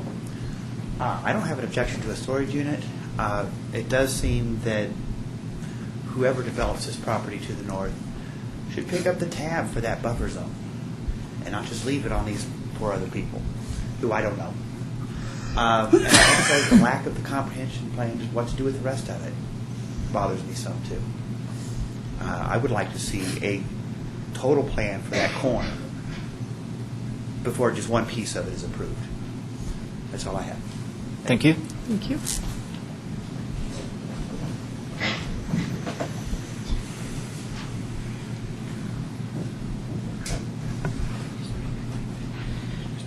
I've been up here a lot. My name is Lori Ann Kelly. I'm the property abutting both of those properties, the Turnbulls and the Huntsman property. I can't tell you how distraught this has made me. I mean, the last time I was here and I was denied my development, I went through a nervous breakdown. And that is because it was 1 week or 2 weeks before we were supposed to close. I put myself in very bad financial situation because of this board. Even though the Planning Commission went ahead and said, great, we celebrated. I paid for my son's education. I put my house in jeopardy. I've gone through a lot of stuff, but not as much as the Turnbulls are going to go through. And I'm sorry. You have got to think of these people. They have been here for 50, 60 years. They are a cornerstone of Superior. There's problems with the setbacks between Superior, between the Turnbull property and Sagamore. You know this, I know this. They have a stake 1 foot into their land. Okay? There's been a property, the Huntsmans, and I don't mean to talk badly of them, but we had a problem with our land too. I had to pay $5,000 to have a survey done by Mr. Stingle, who was the big surveyor for the county of Boulder, so I could settle that. I'm sure they didn't have the money to do that. Are you going to throw them under the bus? That's my question. Are you going to throw them on the bus and say, we don't care about you, your property is going to be deemed useless? For 7 years, we tried to develop our property. For 7 years, more than 7 years. And every time we came up to you guys, you came up with something different. You said, no, we can't do this, no, we can't do this. And at the very last minute, you changed our mind about CDOT. CDOT, when it first came in, you know what? This place was just a little town hall. There was 3 seats. There was 3 people that lived here. In that property part. And we were asked about CDOT. And what we were told? We were told that CDOT, you would not be able to see it. There was going to be berm, there was going to be landscape, there was going to be something that it was going to be so lush we couldn't see it. What happened to that? That's an eyesore. That's an eyesore for the town of Superior. And I'm sorry, but it is. I am gone back to the words that you people told us time and time and time and time again, is that the Turnbull's land would be deemed useless. What does deemed useless mean to you now? Not useless? I mean, I think that the city should pay for a new survey for them and find out where their landlines are. Because I did it. I paid $5,000 6 years ago to save my land, and they couldn't. So now what's going to happen to them? You can't throw them under the bus. You just can't let them go. They've been here the longest of all of us. They gave me an opportunity to buy my house. They lent me the money to buy that house because it was originally theirs. They lent me that money. I feel a real type of camaraderie with them because they were good people. I don't want the city superior or this council to feel that they're not part of this. I'm sorry, it's just not right. And I know, living next to their granddaughter, I know what they go through because I got to go through it. Every time there's a change, every time my dog goes out, every time I change something in my yard, their grandchild goes crazy. And it's something that they have to live with because they are taking care of her. They've taken that responsibility. And that's a big thing. And I'm sorry, any change, and if you have a child with any disabilities, that you would know this. I mean, I can't do anything. I run outside and grab my dogs inside, and I do everything to make it easy for them. It's a really hard thing for them. They are elderly. They are in the hospital. They are out. In fact, my husband was just in the hospital Friday. He had major surgery. He's out here tonight because he thinks this is so important. This project is not what we need. Put it on Marshall Road. You know, we can see that. I mean, they can't see that. They can't see my property. How can they see theirs from the highway? They can't. So I'm sorry. That's not a liable, a liable thing. Another thing, CDOT. You're talking about the lights. CDOT told me that I could not see the lights at all. They used to shine in our bedroom all the time. Until I finally went to the city and told them, and they finally changed it. But still, when they have the lights on, I can see. So what's going to happen? I'm right next to them. My whole lifestyle is going to be changed. I'm sorry, but this project, we have another storage unit just down the street. So please consider this, and consider the Turnbulls, because I think they're the most important people here. They have been here the longest, and they deserve your consideration and their right to be here, to stay here, to have a life and a time with their granddaughter, not disturbing their lifestyle. And also, if anybody's watching, I know the Daily Camera is here, the Superior Observer is here, and the Boulder Weekly. And I hope they write a story about it, because this is not just a community. This is about people in our community. Thank you. Thank you.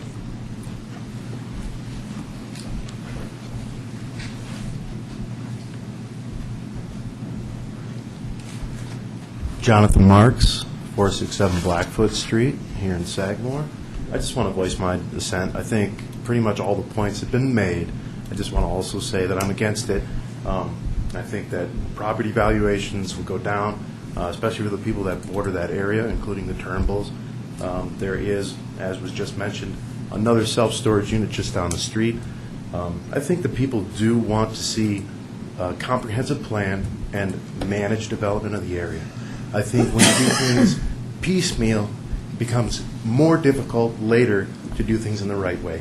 And I think Superior has struggled with that recently with some of the old, things that have gone on in the past. Well, if we're going to revitalize the community, we should do so in a managed way. That's it. Thank you.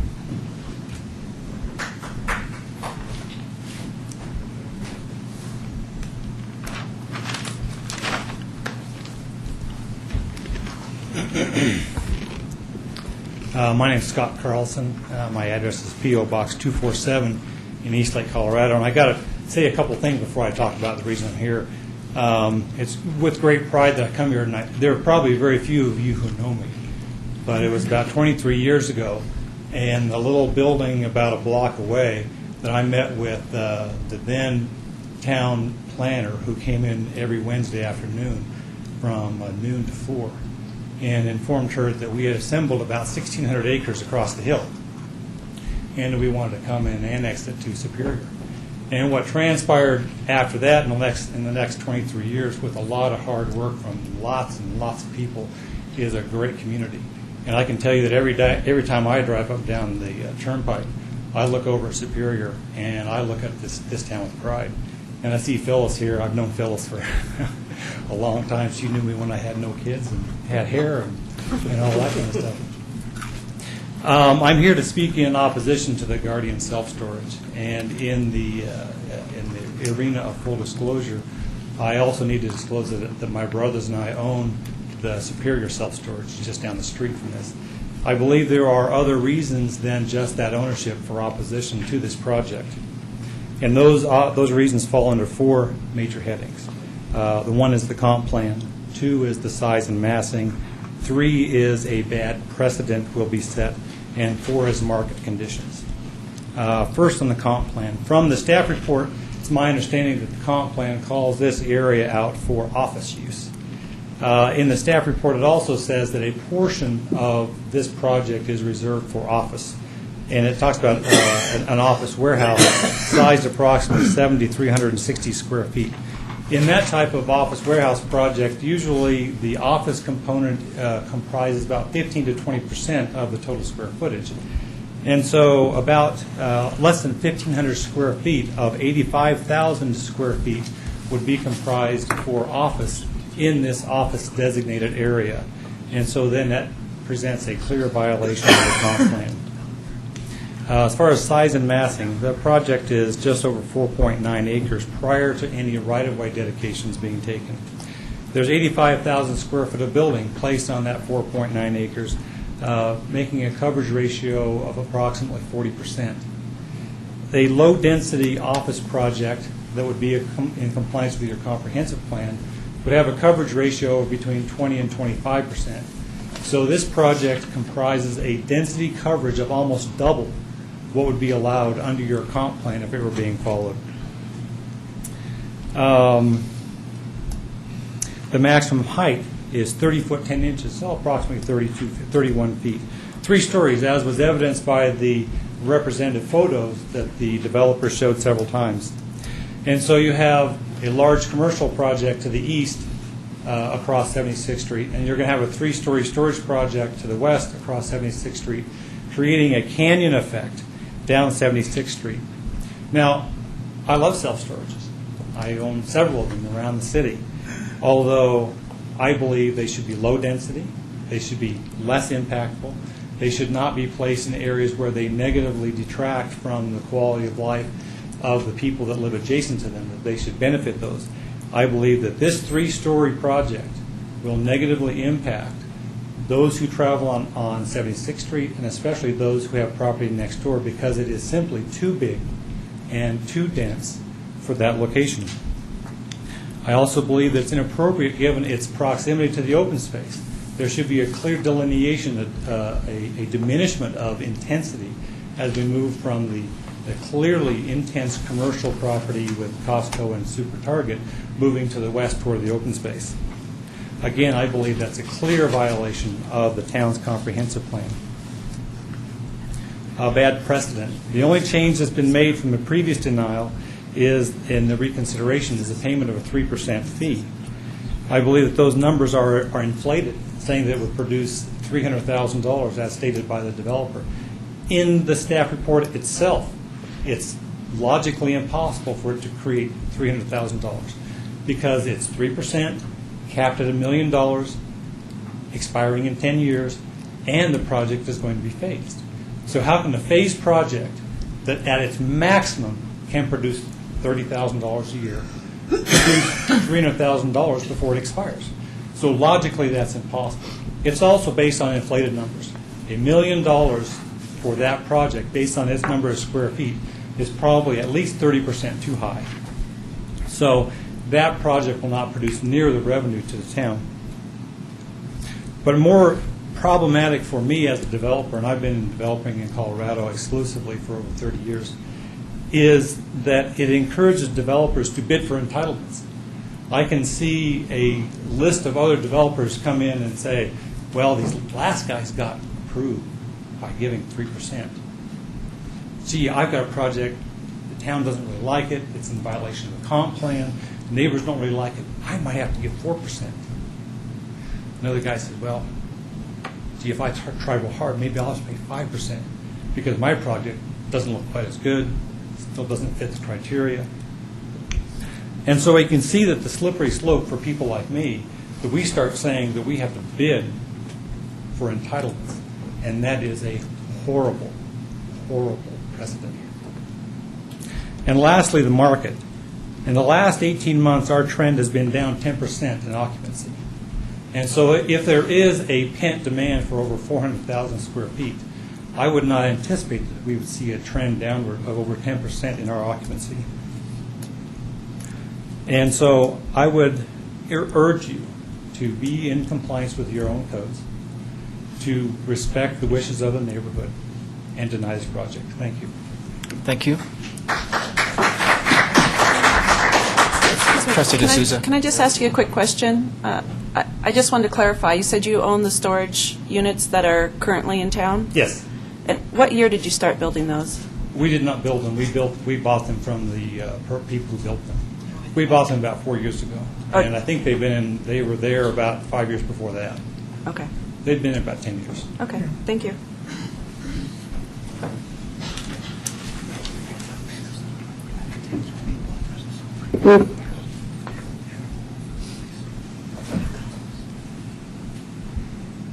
Joe Martinez, 1503 South 76th Street. I left a copy of a letter that was intended for your use a couple meetings ago. I still stand by that letter. I think that letter pretty much says everything that I was trying to tell you. In addition to the letter, there have since been people that have been talking to Lori and I about our property that wanted to do some kind of event center, and we were trying to tell them that we would like to incorporate other uses into that, and the drawing that's on the back of that letter is just an idea. It's all that is. It's not anything that is written in stone, but what the point I'm trying to make with that is there can be other uses for the properties out there. It doesn't have to be one building that disrupts everything. Quite honestly, if the pictures that were on the display here that Kevin had shown, if you ask me, that looks like a jail. And that's not very pretty. And if you look at the pictures that Rodney had produced, they're quite different than what we're seeing on the projector here. And just from experience with dealing with how things are supposed to look, as Lori had said about CDOT saying how certain things weren't going to be the way they are. And we just know that that's not the way things work in real life. You know, they can try and be the best neighbor they can, and I guarantee you that there's going to be problems. And I think the best use of that property is a cohesive development, a development that will benefit not just a group of people that don't even live here, but benefit everybody. It just puzzles me that the town and the town manager has been leaning towards the wishes of people who have not spent a day on that piece of property, and just dismiss and be indifferent towards the people that live in Sagamore, be indifferent towards the people, to the Turnbulls and ourselves who've been here almost a combined century, and it's just you know, and just let's go with these people never spent a night on that property, and let's go with their project. It just makes no sense to me. As far as Kevin was talking about it being green with wind power, I'd like to know where the wind's coming from. I mean, I'm not saying it can't be, but where are those towers going to be? And he says it's a catalyst for future development. From everybody that I'm talking to and from everything that I've heard, it's just the opposite. Nobody's going to want to build behind a building that looks like a prison. And, the buffer concept, like Rodney said, that's ridiculous. And again, like Mr. Carlson just said, you're creating a precedent for graft and bribery and or what was the word he used? I think entitlements. But let's show some thought in this, I guess, is what I'm trying to say. You know, my concern is, one of the members had mentioned that, well, we might as well, we've never been able to approve anything else there before, so we might as well just do this. And I think that's a form of resignation, and I think we should be proactive instead of reactive. And I'd like to see that happen. Thank you. Thank you.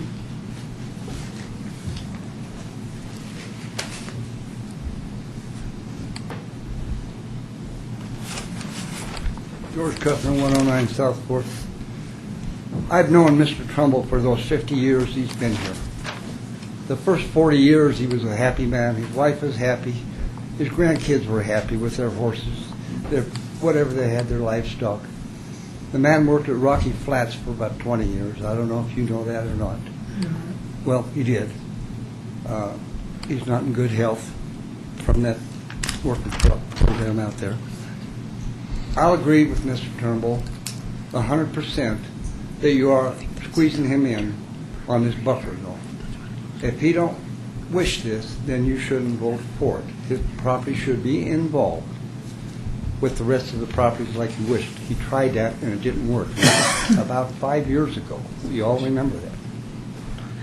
He was happy until that time, until the town started squeezing and the developers started squeezing and he didn't want squeezed. The man is a senior citizen just like I am.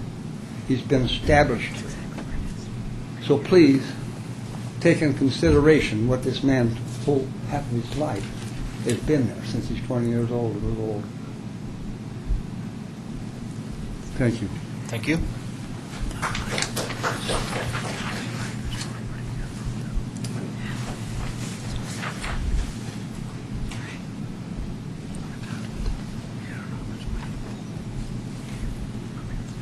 Good evening. My name's Everett Way. I own the 12 acres next to the CDOT site. I live at 8654 Hollyhock Lane in Lafayette, Colorado. I have a whole list of things to discuss, for better or for worse, that a lot of people have covered, so many of them, but I'm going to go through the ones I think that weren't specifically covered. As I've mentioned before, one of our biggest concerns is the location again, because it's puts it right in the middle of the 28 acres, and it just fragments it and makes it very difficult for anyone to try to do any kind of a homogeneous project. I had made a note here that I felt that it was in violation of the comprehensive plan, and it's been explained to me that that's just a guiding document, which frankly escapes me. I don't know why the town would go through all the effort if it can be treated just so loosely that you just go, well, it's just a guiding document and we're just going to do what we do. We've heard this several times now. It severely negatively affects the Turnbulls. Mr. Randall, I've met with him briefly about this issue, and he started mentioning about that the Turnbulls could possibly do something with the county, and I spoke to county planning, and they said rezoning was not a possibility. It's in the Superior planning area, and they said that it really would be a Superior planning issue. As you've heard before, and several years ago when I was before you with a residential development, we had over 50% of the people in Sagamore signed petitions saying they objected to office and warehouse on this site. And I still think that that should seriously be considered. Out of the remaining 23 and a half acres surrounding this proposed project, 22 and a half, or 96% of them, which includes my property, are all objecting to this. The proposed project offers very little employment. As you know, it doesn't generate a lot of sales tax, and I think that's the reason for your 3% proposal. As far as traffic, I've looked at their traffic report and took the amount of trips for that 5 acres and interpolated it, and it actually comes out to be a little bit more on a per acre basis than the residential development we had proposed, and one of the biggest objections to that was traffic.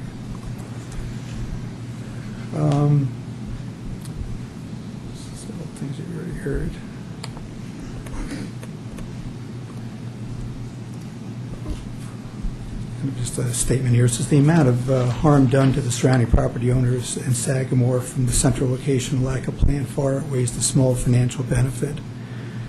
I feel that it lacks vision. It's in haste to push through this 5-acre development. It creates a development nightmare. It clearly prevents any developer from creating a planned development and instead promotes a polka dot development of mishmash. It sterilizes the properties around it and negatively affects the remaining properties. Please don't close your options by approving this development. There's too little remaining land in Superior. Approval, especially in the center of the 28 acres, seriously limits what could occur. Very few uses want to be next to a storage facility.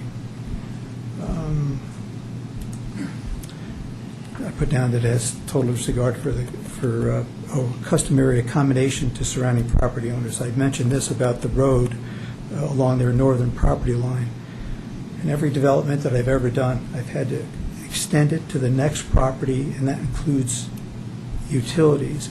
And I noticed in your annexation agreement, there's no utilities, so they were going to asphalt it, and then as soon as I wanted to come in with a development, I'd have to rip up the asphalt, which municipalities don't want, because that's what ends up having all the frost cracking and ruins the roads. Does this mean I have a minute left or something, the yellow? I don't know.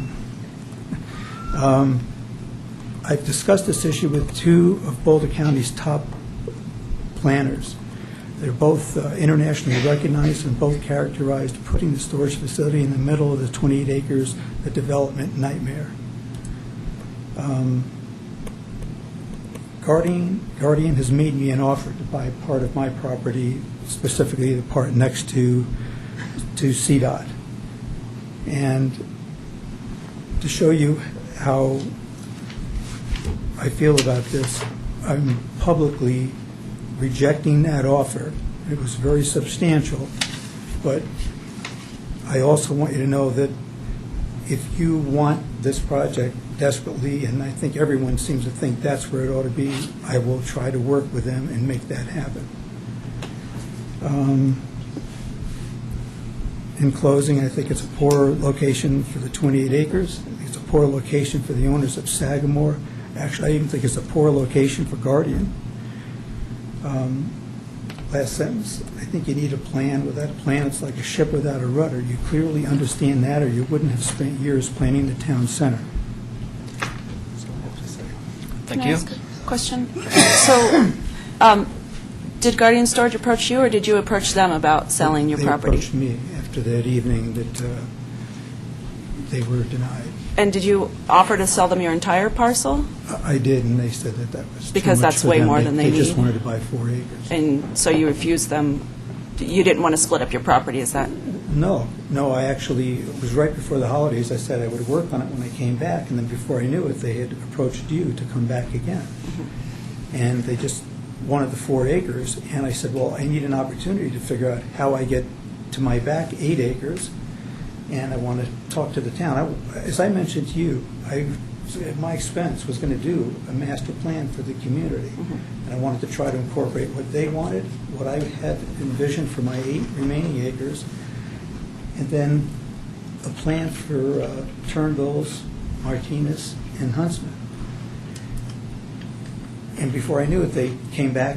I guess their feeling was, I spoke to Kevin on the phone even this morning, and he said that they spent a lot of money and they decided it was in their best interest to move with this, even though I think he recognizes, I mean, everyone in that business is very interested in exposure. I mean, 36 has between 75 and 80,000 cars a day. I mean, it's like the 5th busiest road in the state of Colorado. It's the perfect road to put one of these things on. Not 76th Street. Trustee Gregorus. Is it possible to put the map of all the properties on 76th up on the... I don't know what they have on their...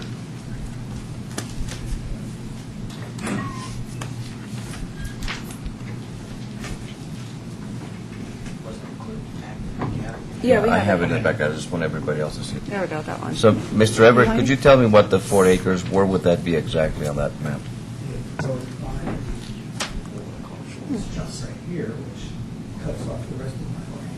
So I have to figure out some kind of access through here, I own property out to Marshall Road, but CDOT said I could only use that for secondary fire access. I couldn't use that for egress or egress.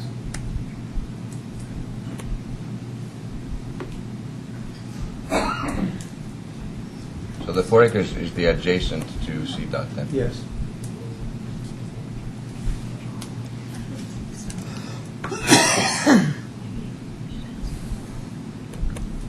Thank you.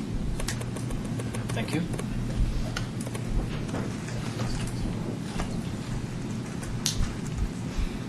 Additional public comment? Would the applicant like to respond to any of these issues?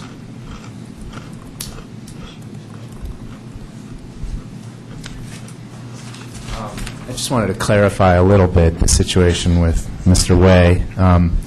As you all know, we've been looking at this project for well over a year. We've gone through the entire process with the town, from the concept plan to meeting with staff, through all the approvals, and obviously when we had our last meeting, we didn't receive the outcome we were hoping for. And after we had put so much time and energy and of course money into this project, we were trying to explore ways that, we could make all these efforts worthwhile.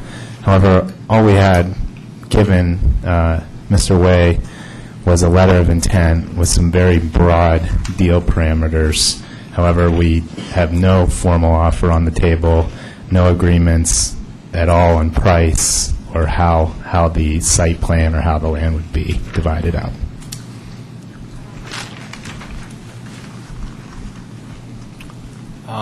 Any further discussion about the massing of the building? I'm trying to think of the other issues that were brought up.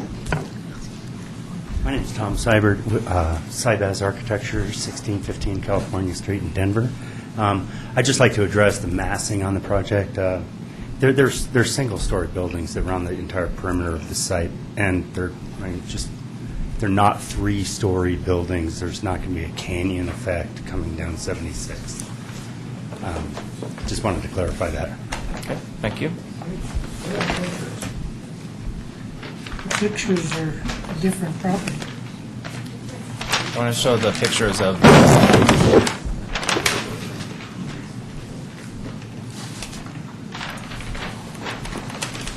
Why don't you clarify the pictures that were presented and about what is this project and what are other projects? The pictures were of an existing building that we've completed. The drawings are of the proposed development.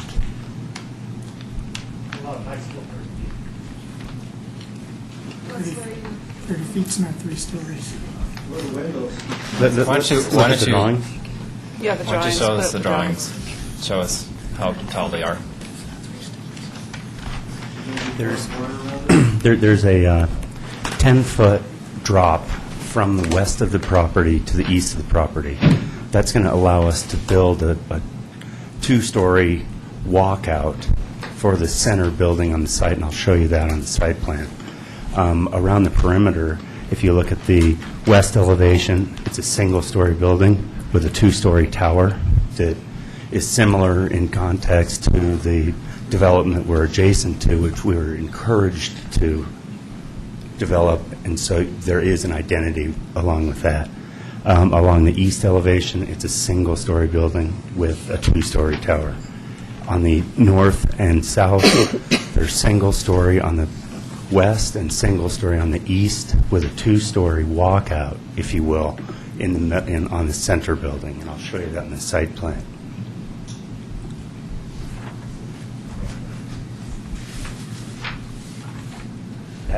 This is an existing 3-story building.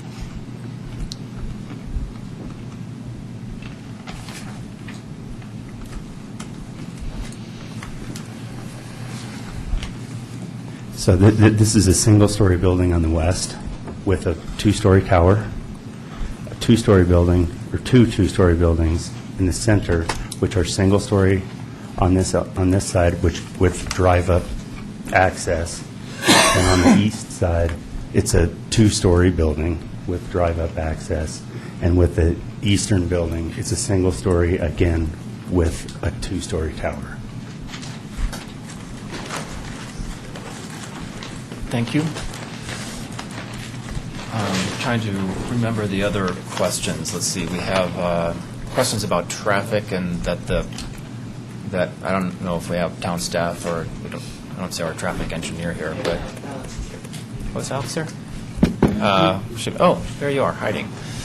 So, could you give us some idea what the traffic generation of this would be compared to residential? Alex Brunello with LSD, the town's traffic consultant. There was a traffic study prepared for the project. It did have the total square footage in that particular study was based on 118,000 square feet of mini storage and 7,000 square feet of office, and that proposal generated about 377 vehicle trips per day. In comparing that, I guess, to residential, and this is what, 5 acres? So that would be about 75 trips per acre, if you want to put it in that context. Single-family residential could, the density could be about 5 DUs per acre, and a single family generates about 10 trips per DU, so that could be 50 trips per acre if it was single-family residential.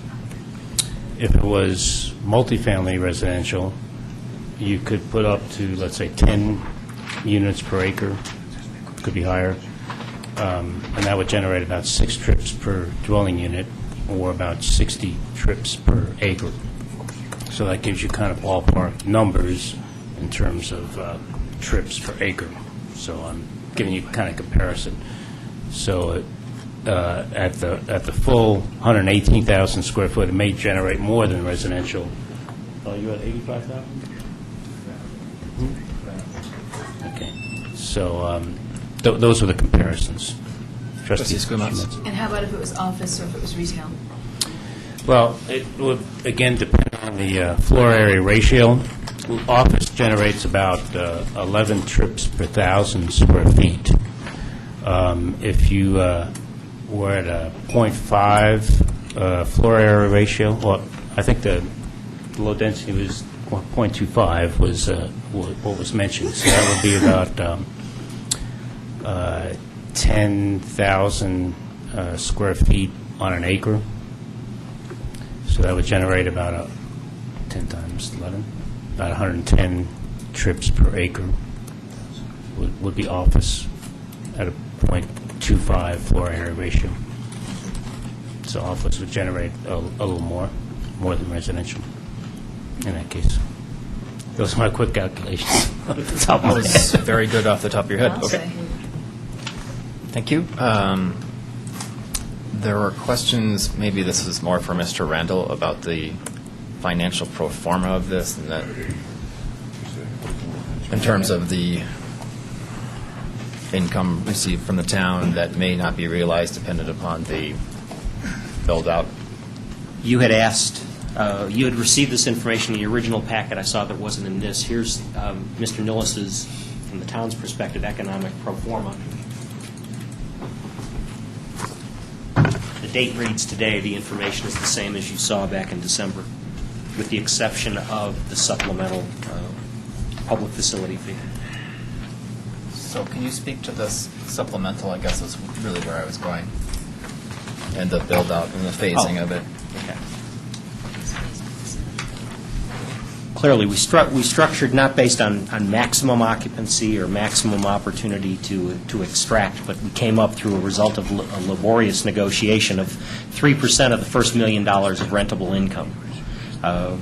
Recognize that we also offered a credit for any sales tax that might be generated, recognizing that our original pro formas did not anticipate any sales tax. And nobody expects a lot to be coming off of it, but if it's sale of boxes and packing tape and other sundry items, the premise was there should or would be a credit for it.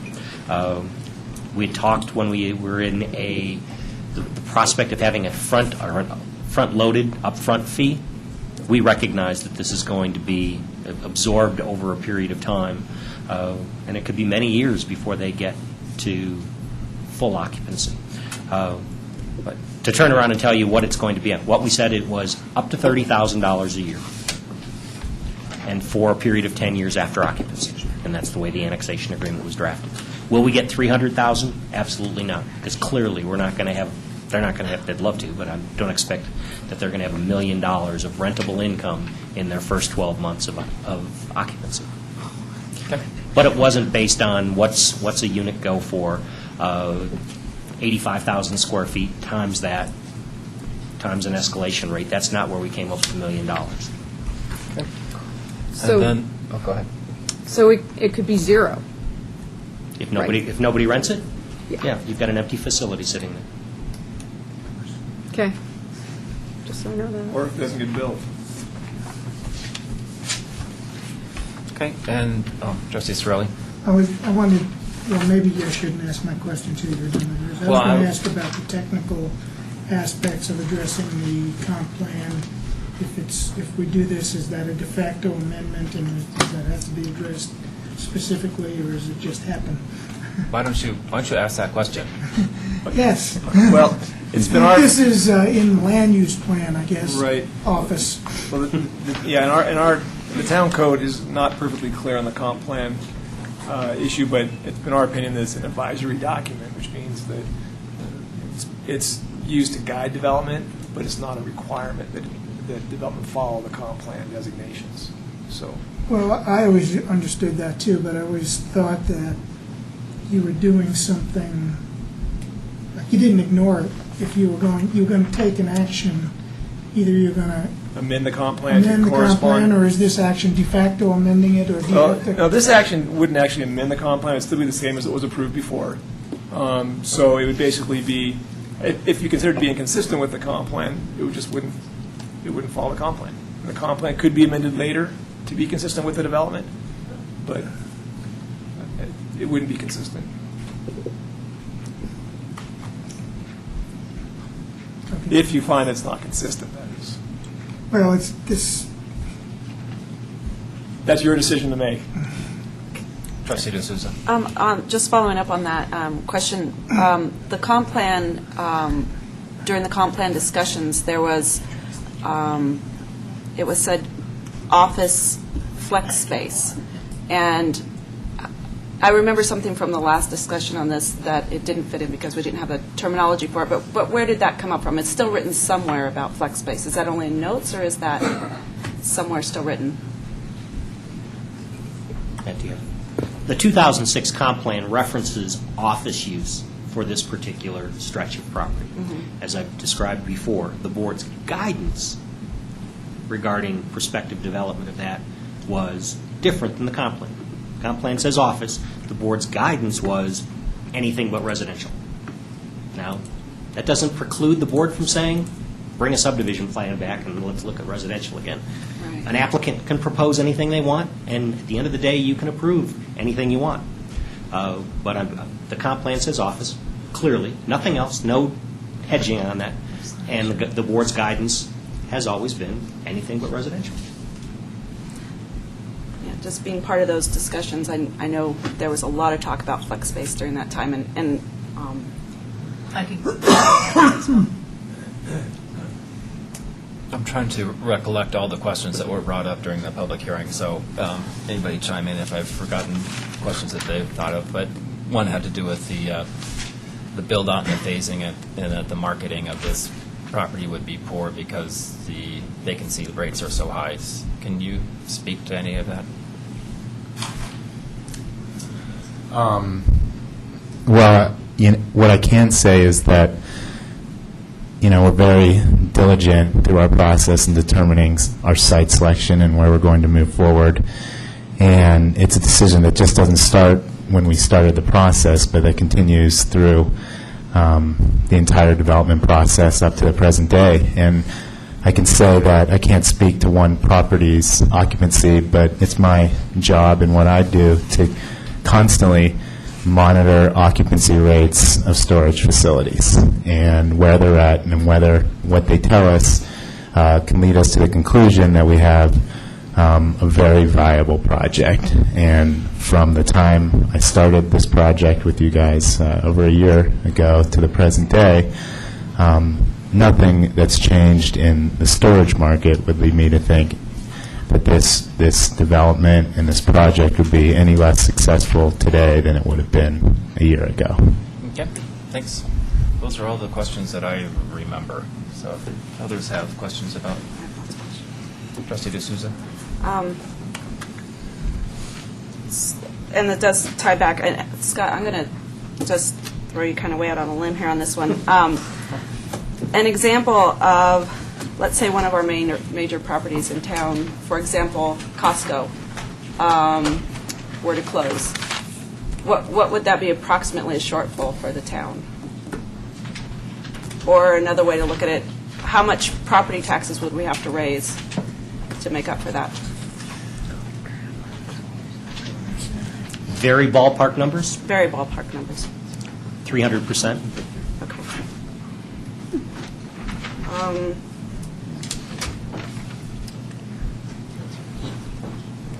Do you know, and again, I'm looking for ballpark here, the distance from, because I didn't see it written in here, from the edge of the Sagamore fences to the edge of the Turnbill property? No, I do not. Okay. I mean, I'm not sure how wide the Turnbill property is, but I can't remember. I thought there was a number before. I was wondering if anyone had that up.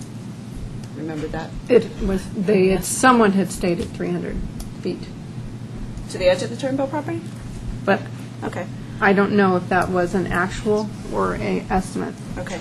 And the other thing that was a lot of concern for me was the Turnbill property and whether we make that property no longer viable if this were to go through. And the 300-foot setback, there was a lot of confusion about that. And so I'm wondering, I just want to double-check that the 300-foot setback does not exist for that property currently, correct? Because it's not annexed. Because it's not annexed, For correct. Turnbill. And it's up to the town board to set those setbacks if it were ever annexed. As you know, with the development proposals you've dealt with in the last 2 years, and I'll use the example of the Remington-Oxner development, there are no rules, and you establish the rules for purposes of zoning, density, subdivision, and all of that as a part of the annexation process. So, And there are other areas of town where a 300-foot setback is not required. correct. Okay. Can I clarify that? Sure. Section 16-195 of the code Okay. provides a 300-foot buffer of non-buildable area between residential and non-residential uses. Okay. That's in effect right now. That's something that the town board could always come in if the Turnbill property were annexed. So, and that stands for all existing property in town that exists for it? Or are there areas in town, are there areas in Rock Creek that doesn't fall under? The PD can vary things. You Okay. can vary that vis-a-vis a PD. So if Turnbills came in as part of a PD, Right. you could change the requirements. Okay. And so there is precedent for But that? I don't know about the precedent or not, but this is a general provision in the code that's in place right now. Okay. All right. And just a question, this is one question that was brought up about the Turnbells and for their granddaughter about the animals. There's no reason that if this development went in, that they would not be allowed to keep their animals? Nothing should change on their property, is that correct? There's nothing associated with this application that impacts, from the town's perspective, Right. the Turnbull property. Okay. We don't control the zoning. Boulder County controls the zoning. We don't control the property maintenance codes. We don't control any aspect of property outside of our border. Just clarifying that. Trying to think, the rest of them I had were questions or comments, so if somebody else had. Okay. Trustee Williams, I see you leaning forward. I wanted to ask the town attorney, so as far as the land use code, that is a written code that can be followed or has to be followed. That's correct. Has to be or can be? Has to be. Has to be. How can it be changed? What has to be done to change that? It's like any To reg- allow this property to be developed? To allow which property? The Turnbull property? Correct. If the Turnbull property were annexed into the town, then the town would have the authority to govern its development. So right now, it's in Boulder County. The town has no authority over it. So whatever they want to do on their property now has to go through Boulder County for approval. The town has no say in it. If the Turnbulls wanted to annex into Boulder, or into Superior, then the town board would have the right to set the terms and conditions for that annexation like they do for this annexation. Then does that code apply? This code applies, but the town board has the right to amend it if they want to, or alter its requirements via a planned development application. It depends on what zoning the applicant asks for. Okay, so it can also be done then on the property that we're talking about today, correct? It can be amended. You can always amend the code at any time, but it'll basically, it'll apply prospectively the day you amend it. Okay, so, and let me get this straight. So the code is law, but it can be amended per each property that you try to annex into the town. Is that correct? Well, in general, it depends on what you're amending. The planned development zone district gives you all kinds of flexibility as to what setbacks apply, what requirements apply, and you can vary those as you need. The buffer set forth in this section applies to any development. So the board would have to basically amend this buffer either via the PUD process or via general amendment to the code itself. Does that answer your question? Yes, it does. Okay. So let me follow up on that question. So say, for example, the Turnbulls decided to annex into the town and they wanted to develop a residential, some form of residential property. Would the town code have to be amended for that to occur?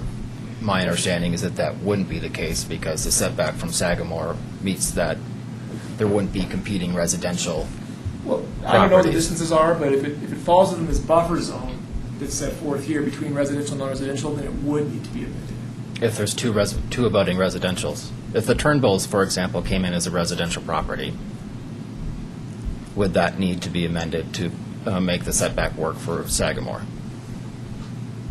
For the setback against Murray. Yes. That I understand, but the question has to do with Yes, because Sagamore. it's a non-buildable area in between residential and non-residential. I can see the actual map of the lots to tell you, but if it falls within that non-buildable area, whatever they're going to build in there, Say it's residential, it needs to be amended. because there's residential's next to residential? Because you have residential. Are you saying that Go ahead. the only way to make that property residential would be to amend the code so that there is no 300-foot buffer That's right. between the residents Yes, and the guardian? yes. Yes, okay. So Except- somebody, Except as a planned development. Right. And every development that the town board deals with has been a planned development. This is a planned development. Remington Oxner was a planned development. The plan you saw at 6 o'clock tonight is being proposed as a planned development.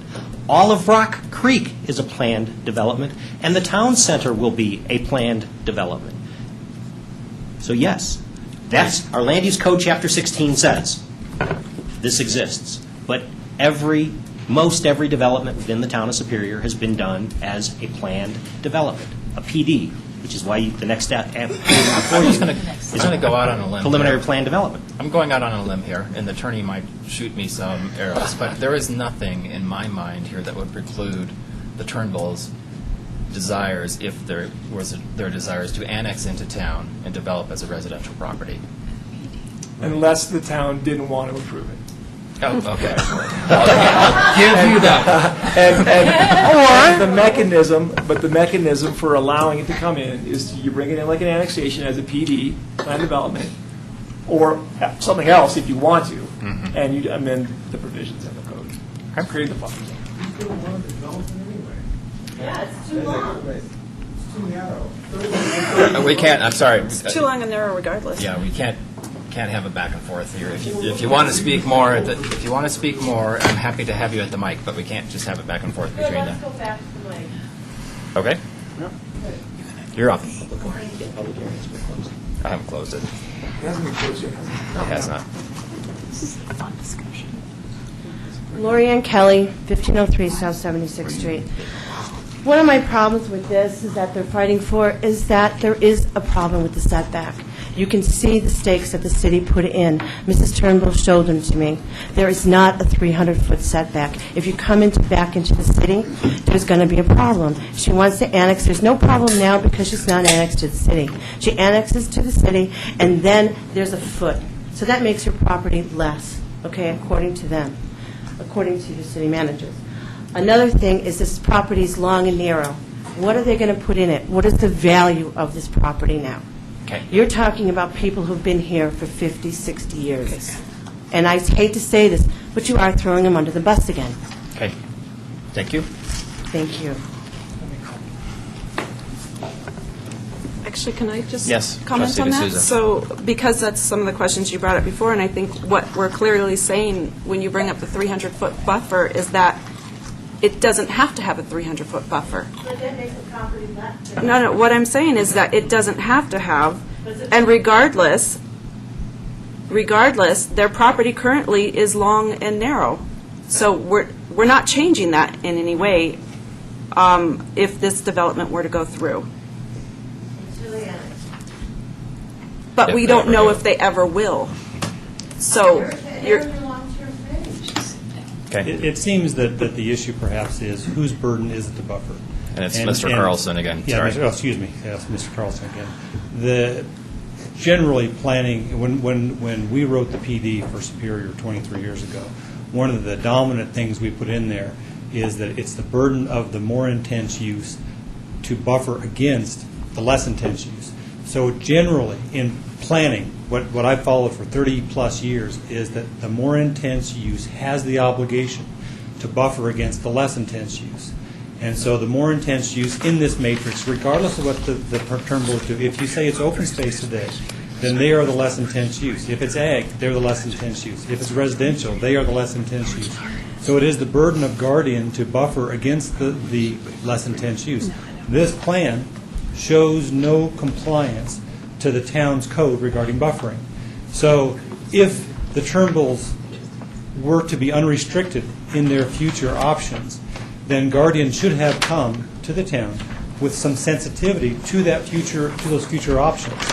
Because right now, those options will be foreclosed by virtue of this project coming in because there are no sensitivities to buffering shown on this plan.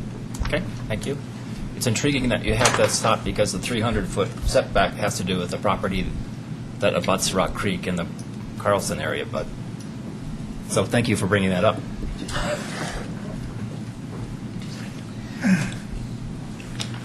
Joe Martinez, 1503 South 76th Street. My concern is, it's all kind of a moot point because, quite honestly, when they did CDOT, they told us certain things weren't going to be a certain way, and they were. When they built Costco and Target, they told us things weren't going to be a certain way, and they were. So, basically, I don't know how to say this. I don't trust what anybody has to say. You know, you guys will say, we can do this, we can't do, and quite honestly, nothing's clearly defined. You know, I mean, you spend all this money on designing a comp plan, but you don't have to follow it. You pass proposals and you pass resolutions, but they're meaningless. So, my whole point is, I don't even know what I'm trying to say. Okay. Just whatever you decide to do, just do it. And stick with it. And then quit letting the next wind change your minds.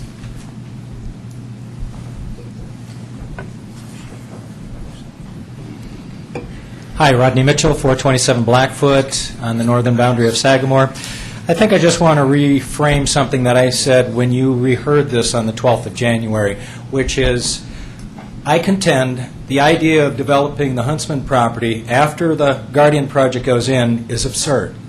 Forgive me, I don't mean to offend anybody, but it is a narrow property. Once Guardian goes in, no one in their right mind, please walk a mile in anybody's shoes, whether it's the Turnbulls or somebody the Turnbulls, when they pass away and sell their property to somebody else, no one is going to develop that property. And I kind of have this concern that maybe that's what some folks want. Because think about it logically. If I were to say to any one of you, Mayor, Pro Tem Mayor, trustees, or town manager, or assistant town attorney, hey, I've got a great piece of property for you, and we managed to get them waived the buffer, you're going to be living between Sagamore, which is the least expensive housing in Superior, and then right next door to you, you're going to have this 30-foot tall, in some spots, building.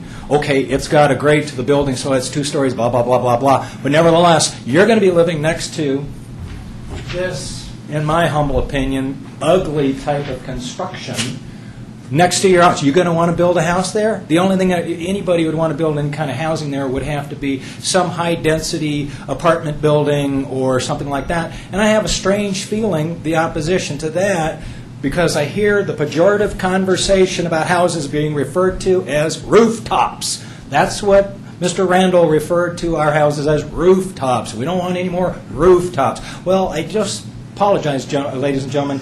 There's not what Guardian goes through, and the Turnbull property is rendered useless, in my humble opinion. That's what I see. Please don't do this. And I please remind you that there are so many people that are opposed to this.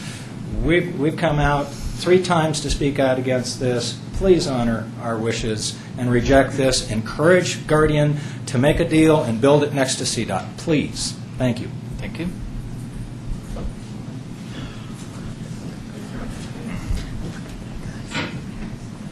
Everett Way, 8654 Holyoke Lane, Lafayette, Colorado. I have the notes from the August 26th Planning Commission meeting. It says, Commissioner Rittmaster asked if a 300-foot buffer per the land use code would be met, and if not, would there need to be a variance? Fred Fox, consulting town planner, stated that the buffer is between uses. Fred Fox stated that he measured the distance between the buildings and that the setback buffer from Sagamore subdivision was as follows. Building number 5 is at 288 feet, Building 1 is at 312 feet, and Building 4 is 318 feet, with the average buffer being 306. The reason I keep bringing up about the master plan is partly because of Turnbulls. Their property is about 150 foot wide. If one put a road in there that's 50 or 60 foot wide, someone's going to end up with a row of warehouses or homes all in a row. They're going to lose over 30% of their property to a road, and it'll just be a very awful development. I don't know how else to say it, and that's partly why we're all talking about at least the Martinez, Turnbull, and Huntsman property being designed together. It's just a very logical thing to do. And something else that maybe was overlooked, and I'll be happy to fax it to your attention tomorrow, but Kevin, just so you know for the record, said that they did not put a price in their letter of intent to me, and that it's a little disingenuous. I'll be happy to fax it to the town manager, and he could give you a copy of it, but they offered me $1 million for my 4 acres. $1 million or something, I didn't hear that. So I need to, so does the Guardian storage, I might have missed this part, does it not meet the 300-foot setback from Sagamore building to building? Yeah, I don't believe.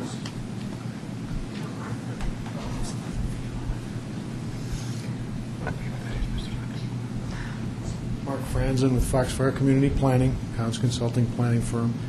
Mr. Wee gave you the numbers just a minute ago from the Planning Commission. Those haven't changed. When we measured that, we measured it to the property line at Sagamore.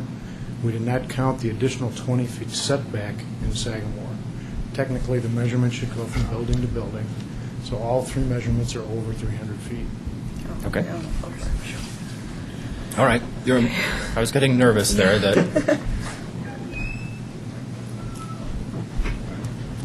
Hi, my name's Tina Garcia. I live 8 Forsyth Drive, Longmont, Colorado. I am the Turnbull's granddaughter. And with all of those the measurements, does that include my grandparents' property? Yeah. Are Yeah. they, so my grandparents' property is the buffer then? Essentially. Yes. How can you do that?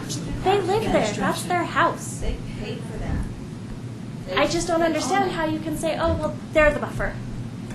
And just. There are people that live there. There are humans that live there that have That's been here since way before anything. It's just not fair. I mean, they've worked hard their whole lives and then they have this happen. How can you just say they're a buffer? okay. I mean, what if it was your house and your property and somebody came in and said, oh, you're the buffer. We're going to build this on this side of you and you already have this on this side of you. And you would like it whether you like it or not. And we're going to take the freedom of feeding property. I have to have your name if you're going to speak at the mic. Sorry. I'm Christina Diaz. I'm Robert and Mabel Trumbull's daughter. And, you know, I guess a question I had, did they move there with the assumption that none of those properties would ever develop? They were one of the first farms out there. They were the first farm. Right, but what I'm saying is they don't own all those properties. Right. they were willing. But properties next to them were never listed for open space. Just a few years back, Yeah. when Lori was talking about what happened with her and how she had the nervous breakdown. That was very That hard on was- my parents as well. They were willing to do something at that time. But then the town never approved the comprehensive plan. They're going backward. And so And that's they why lost out on they tax lost out on for that that, too. too. And then now you're trying to come in and say, oh, well, let's have this ugly place that, I agree with Joe, it looks like. We're going to have only just, Well, I'll allow people 2 turns, so if you've had 2 turns, then It's. Well, and it's like somebody else had said before, if you don't want them People, to we need to be able develop to, their land, folks, you just excuse want- me, we need to be able to create a record that we can understand here. So you need to have one person at the one podium at a person time. speaks at a time.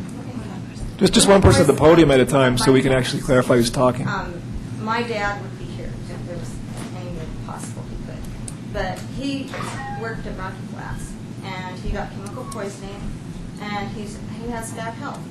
So he's had 2 open bypass surgeries. I mean, this kind of stuff, he doesn't need the stress from it either. And, you know, to see something that he has worked so hard for his life, and then to think that, oh, this is what it's all going to come down to. He's seen a neighbor down the street that had their property condemned, a friend of theirs down that. You know, development is fine, but don't hurt the people that, it's just not right. Okay. Yeah, I agree. It's fine to make developments, but don't disregard my grandparents. They're living people. They live there. You can't just say they're a buffer zone. Okay. That's their property, their livelihood. Thank you. Connie Garcia, 2 Forsyth Longmont. I just had an answer to your question. My parents, when they moved there, they didn't even, you never even heard of open space back then. I mean, it was just you bought land and you built. And there wasn't any, the closest town was this old town Superior. And so, no, they didn't think about the development because everybody owned their property and had farms, and so that's kind of where that's at. It was before open space. So. How many years ago was that? Around 50. I'm Dave Hildebrand, 7420 Cold Creek. My whole thought on this idea is you have a whole stretch of property, you know, from Sagamore all the way to 36. Now, if you build other houses in there, they don't have to have a buffer zone. It could be right up next to, you know, the housing that's already there, right? Mm-hmm. So you take this, you put it, instead of down here on the end, you put it right in the middle, which causes these people to have to eat a 300-foot buffer zone. So maybe to do the right thing, for the $30,000 they're going to give you, and over 10 years, $300,000, I think you make more money in putting homes in there and making them move clear up to 36, and that whole center area is not getting wasted. With plopping them right in the middle like that, these people are going to pay the price on the 300-foot buffer zone unless the city did the right thing and bought that as open space to put a park or something in there to make it right with them. I mean, you're making these people sacrifice for these guys that don't live here to come in and pop their property in. And, you know, they can move that all the way up to where the DOT building is, and then the city they're going to make a lot more revenue developing all that in between because you're not going to be losing any spot. If anybody's got to pay for the 300-foot buffer zone, it should be these people who want to put that business in, not these people that have lived here for 50 years. And it just doesn't seem like you're cutting up the cake right to make it economical for them or you as the city council as to what you can do with that property later on. Another thing is that needs to be considered is, I understand competition and all that, but the other storage unit's been over there for 10 years, and they say there's a shortage in units that they have, they're 10% down on units. These guys saying that there's no effect in the storage now versus a year ago that's a bunch of nonsense. A partner of mine owns a storage unit. They're usually full. He's down about 15 to 20% now, and he's got probably 11 people in the units that are behind on payments 2 or 3 months. So you have to look at the $30,000 they're going to give you and the $300,000 over 10 years, but that's without figuring out what the other gentleman who's already been here for 10 years is going to lose in his storage that's already there. So I think that, in all fairness, they want everybody to sacrifice to put their business in and make money while, in a sense, they're taking revenue from you and taking away the option of developing that property into housing. I mean, maybe you should take Remington's deal and move it from where it was at over there and let these guys put their storage unit in right next to the storage unit that's already there. I mean, there's going to be some competition, but it doesn't make any economical sense for them to want to give $30,000 or 3% to cut that property up there and make it useless to you and everyone else. And that's just my feelings on it. Thanks. Trustee D'Souza. So that would be really easy and nice for the board if the town did own all the property and we could put what we wanted where, and that would make our jobs a lot easier. Unfortunately, we don't own all those properties to decide what development exactly gets put where. So I think it would be a great idea, but unfortunately, that's not the way it is. Any more questions from the board? Okay, we can't have a back and forth from the audience. I'm sorry. Any further questions before the board before I close the public hearing? Just to clarify, we're not going to have any more public comment, any more public questions. Any questions from the board for the public once we close the hearing? Just so you're all aware. Yes. We can ask staff questions, though, correct? Prefer that you don't. Yes, that's why I want to be very clear that the board doesn't have further questions for the staff. Quick name, the name, Huntsman, can you give me the full name, please? The owner of the property, the Huntsman property? Do you know? I've spoken to her, but I'm drawing a blank on the first name. Linda Huntsman. Linda Huntsman. Thank you. Can we ask questions towards the Guardian? Yep. You can ask After it now if you want to, but once now. the public hearing is closed, you cannot. Okay. I have learned my lesson. Put your gavel away from her. Exactly. Trustee Gregorius. Yeah, I had a couple thoughts. First of all, I have always liked your product from the first time you brought it up. I'm kind of curious. You haven't bought the Huntsman property yet. It's based on the decision tonight, right? That's an affirmative head shaking from the applicant. Correct. This has been a pretty close vote. The Planning Commission, I think, voted 4-3 in favor. The board here voted 4-3 against, if I'm not mistaken.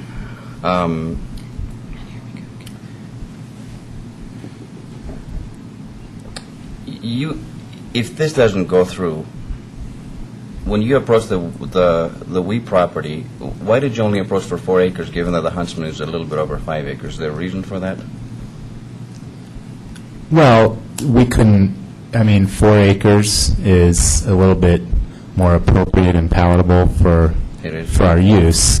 We're stuck with what's the configuration of the land, which is 5 acres. So you sort of make it work and just fit within the parameters that you're given. And wouldn't you be a lot closer to 36 in terms of visibility? Doesn't that matter to you? Or what's the trade-off? Why would you prefer the Huntsman versus being next to CDOT and closer to 36? We think the project is extremely viable where we've pursued it, through this entire process. And because of that belief, it's something we'd like to move forward on.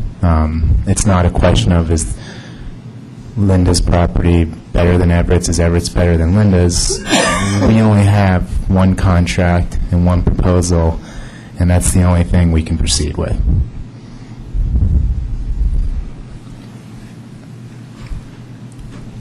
I guess for most businesses, visibility seems to matter. I guess I'm a little bit confused. Well, we've worked very hard on using the existing grade of the land and the towers and the structure of the building as it stands. We've had our engineers out there several times ballooning the site. I've been almost getting hit in my car pulling off on 36, looking at those balloons to make an assessment whether we would get the type of visibility that we would require. And believe me, that's probably the first thing, the first criteria that we have to satisfy with ourselves in order to move forward with the project. So before we made an offer to the Huntsmans, before we brought the concept plan to you guys, we were very comfortable with the level of visibility we were able to achieve from this particular site. Okay, I'm not in your place, I guess. I'm looking at the map here, and I'm driving 36 every day. It seems like in the Huntsman property, you're kind of blocked by Costco. Are you not blocked by Costco at all in terms of visibility from 36? Well, there's Whereas the Wee property, you wouldn't have, I mean, everybody would see you guys. As you're heading east to west, there's a certain time period where Costco would block the property. There's also a point where you get parallel to the property or close to Costco, where given the massing that we focus very much facing 36, because we were told that as long, the one area that the city wanted to be sensitive to in terms of signage and massing was to the south in the residential. So that's why we focused the two-story, the majority of the towers and the extra height on the building number 2 on the west side, so we could accomplish that visibility. So we've spent a lot of time and a lot of effort determining whether that visibility would work for us, and if it wouldn't have worked for us, I mean, there's just no way we could have moved forward and made this a viable project. Okay. Am I answering your question, Trustee? I think so. Trustee Williams. Is there a plan for any signage on this development that you will see from Highway 36? Yes. And how is that visible? How is it physically visible? Well, I mean, we have a sign company we work with. We know there's a certain amount of square footage allowed per the city code. And we have charts that guide us that basically say your letter has to be, if your letter is this high, it can be read at a maximum distance of so many feet. So we know how many square feet we have to work with. Therefore, we know how big our signage can be and how tall the letters are, and therefore from what distance they can be read from. So signage is extremely important. You bring up a very important part of assessing the viability of this project, and how the signage fits in to that space that we're allocated and how it fits into the relative distance to 36 was very important for us to determine. And we wouldn't be here today if we weren't, again, very satisfied that it was adequate for people to know who we are and what we do. So is there a visual that you can give me, either by describing it or by pictures, as to what the signage would be and where? I can give you an idea. Okay. Well, Scott, is it better to show the plans to Show it Trustee over Williams? so people can see. The northern building elevations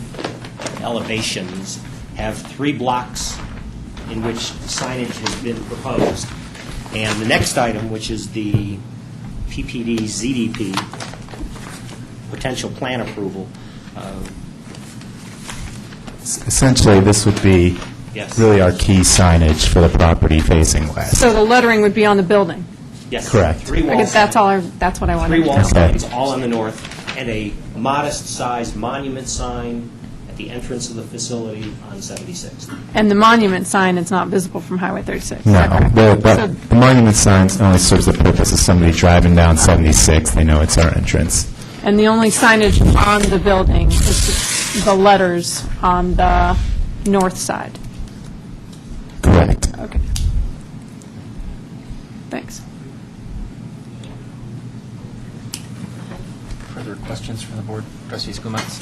Just the question I have is, if you physically only need 4 acres for this as opposed to 5 acres, and you're having to buy 5 acres because that's the size of the property, is there not a way to configure the thing on the 4 acres so that it allows 300-foot setback within the confines of the property?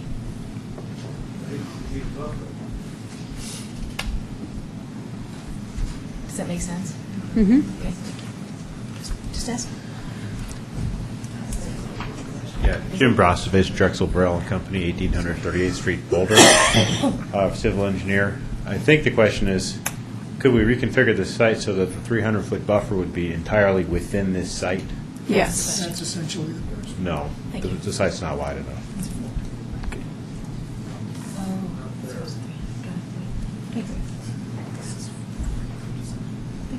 Trustee D'Souza? The other question I had was about the recommendation from the Planning Committee about the extending the, was it both the utilities and the road, or just the road? I think it was both the utilities and the road. So currently, the road extends just partway through the property, correct? Partway along the northern edge of your property? Is that correct? That's correct. Okay. And which I guess would allow access to the Way property, but not to the Kelly property? Is that? Actually, it's 50% of the distance along the common property with the Love property, approximately 50%. Oh, just 50% along the Love property. Right. And the comp plan's recommendation was to move it how far out? Planning Commission. I'm sorry, Planning Commission's? Planning Commission's recommendation was that this applicant be required to build the property all the way to the far west end of the site. All the way across. The utilities are, that it suggested that the utilities be extended to the far west end of the site, and the plan calls for them to be done so on their property. The road is only being built far enough to support this development's particular access, Right. with the anticipation that the road would be built a similar distance, another roughly 125 feet, in conjunction with the development immediately to the north, which is the Love property, which you've also seen, which is also not a mini storage, but it is a flexible office space, and that we're anticipating will be coming in. And then from that point further to the west, it would be subsequent development's responsibility to build, if and when a plan came forward and got approved. And has anybody figured the additional cost that would be to take it all the way to the west end of the property? We did a subdivision improvement agreement, and I don't recall what the numbers are. We did one for the portion that we have, and it would be proportional to the length. I don't remember the numbers, though. This represents, the roadway that you see there represents approximately 1/4 of the distance of its northern border. So whatever the cost, if that's a $50,000 or $100,000 price tag, multiply it by 4. Except for some of the utilities will already be in place. The utilities are going in. I'm just talking about the pavement. The problem comes from, there's not the right-of-way. We're working on existing easements. The north half of that road is being built on an easement currently owned by Mr. Love, of which he's given consent to allow the road to be built on his property. Guardian is giving us an easement for the entire duration of this, but it only builds in half a road. So the alternative is, if we ask them to build, they either have to buy land from Mr. Way, get him to agree to do a road on property that he currently owns, or jog the road, none of which were viewed to be beneficial or desirable. The road is right now a gravel driveway on an easement, bisecting those two properties and serving the Kelly property to the west. It's going to be improved 1/4 of the way as part of this development. It'll be approved half the way as a result of the Love development, and it will be approved further if and when any further development happens to the northwest or to the west. Okay. So if we were to go with the Planning Commission's recommendation, we could possibly be setting up the developer in an impossible situation that they couldn't likely To get the property from a third party, Okay. or to design a road, and I hate to use the example, like Coal Creek, that has the dogwood. Thank you. None of which were desirable, and that's why Right. we went with, Right. and are recommending this suggestion. I just want to make sure, since we need to decide that before annexation. Okay. I do have a question. Trustee Skumas? So, sort of continuing along that same question then, suppose, so if the Lee Everett property wanted to develop, they could either access from directly from 76th, or could access, they wouldn't have the right to access along this road that's being built here that goes between Love and the other one, and continue that. They wouldn't have the right to extend it because it's going to be our right-of-way without the town's approval. They would have the right to use it because it's once it's been dedicated and constructed, it's a public road. But it only goes halfway through someone else's property. It doesn't go to their property. When Love gets completed, it does go to their property. Oh, I see. And the So easement it's still, dense. It's trying to- yeah. and the easement still exists, so it can still serve as their unimproved entranceway. It's an entranceway to a portion of the way property, and it is the access way to the Kelly Martinez property. Thank you. Additional questions from the board?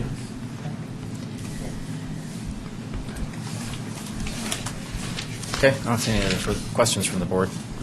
Any additional public comment for people who haven't had a chance to speak? Gladys 444 South 3rd Avenue. Has anyone looked at the coal mine issue on any of this property up there? Shafts? I personally have not. Is there, I can ask that of the applicant, do you know of any concerns about subsurface mining? There was a geotechnical report done for this site. We did not do it. Client builder did it. And in any case, there was no mention of subsidence being a risk for this in the geotechnical report. I believe that report was submitted as part of the planning commission application. Okay. I'm sorry, if you've spoken twice, I'm going to... Yeah, we need to do it. Yeah, I'm going to close the public hearing here, unless there's some brand-new information that you just have to speak about. Everett Way, 8654 Holyoke Lane, Lafayette, Colorado. I'd actually like Scott Carlson to speak also for a minute about how it's... We're going to close the public hearing. We've asked if you already spoke twice. Do you have a particular thing you If need there's to someone bring up? new. Okay, I was just going to recommend, as far as continuing the road, an easy solution would be to have the applicant escrow for just the southern half of the road up to the end of his property, but if I remember correctly, they don't have utilities in there either, and as I was mentioning before, that's really presents a problem down the road. You have to cut up the beautiful brand-new asphalt to put it in and patch it, which, as I mentioned, municipalities don't want. And the other thing about the visibility from 36 that Kevin was mentioning, what happens when the fellow builds the 1 acre and I build my property, it goes down to 76th Street, I don't see how they're going to be able to see through the buildings. Okay. Okay, I have to wrap this up here. George Cutler, 109 Southport. All those properties belong to the Crown Mine, which Mr. Russell owes the Crown Mine. Crown Mine was located, the shaft was located right over by Lowe's, over here, right across Louisville. In Louisville? And at one time, I heard, in my lifetime, that the Crown Mine run into the Pluto Mine, which the Pluto Mine is just west of Sagamore subdivision, right in the middle of Sagamore, to the west about, 1,000 feet is where their mine was. And I heard that there was some problems with the underground mining of the two mines running into each other a long time ago. Now, take it what it's worth. Okay? That's what I've heard. Thank you. So I'm going to close, unless there's other questions from the board, I'm going to close the public hearing and comments and/or actions. I'd recommend comments from the board. Okay, I'll start. I was opposed to this annexation the last time it came forward, mainly because of the location and the need for general planning, and I don't see anything that's changed that in my view, so I remain opposed. Okay, thank you. Trustee Williams? I, as well, voted against this at the December 8th meeting, I believe, when this first came forward for a vote. And it is not the development project that I'm at issue with, it is the location.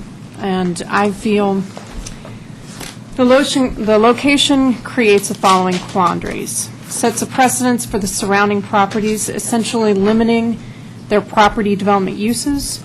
2, compromises the board's decision-making by essentially forcing the departure from the land use codes for one of the properties, at least. Positions Sagamore residents at a disadvantage.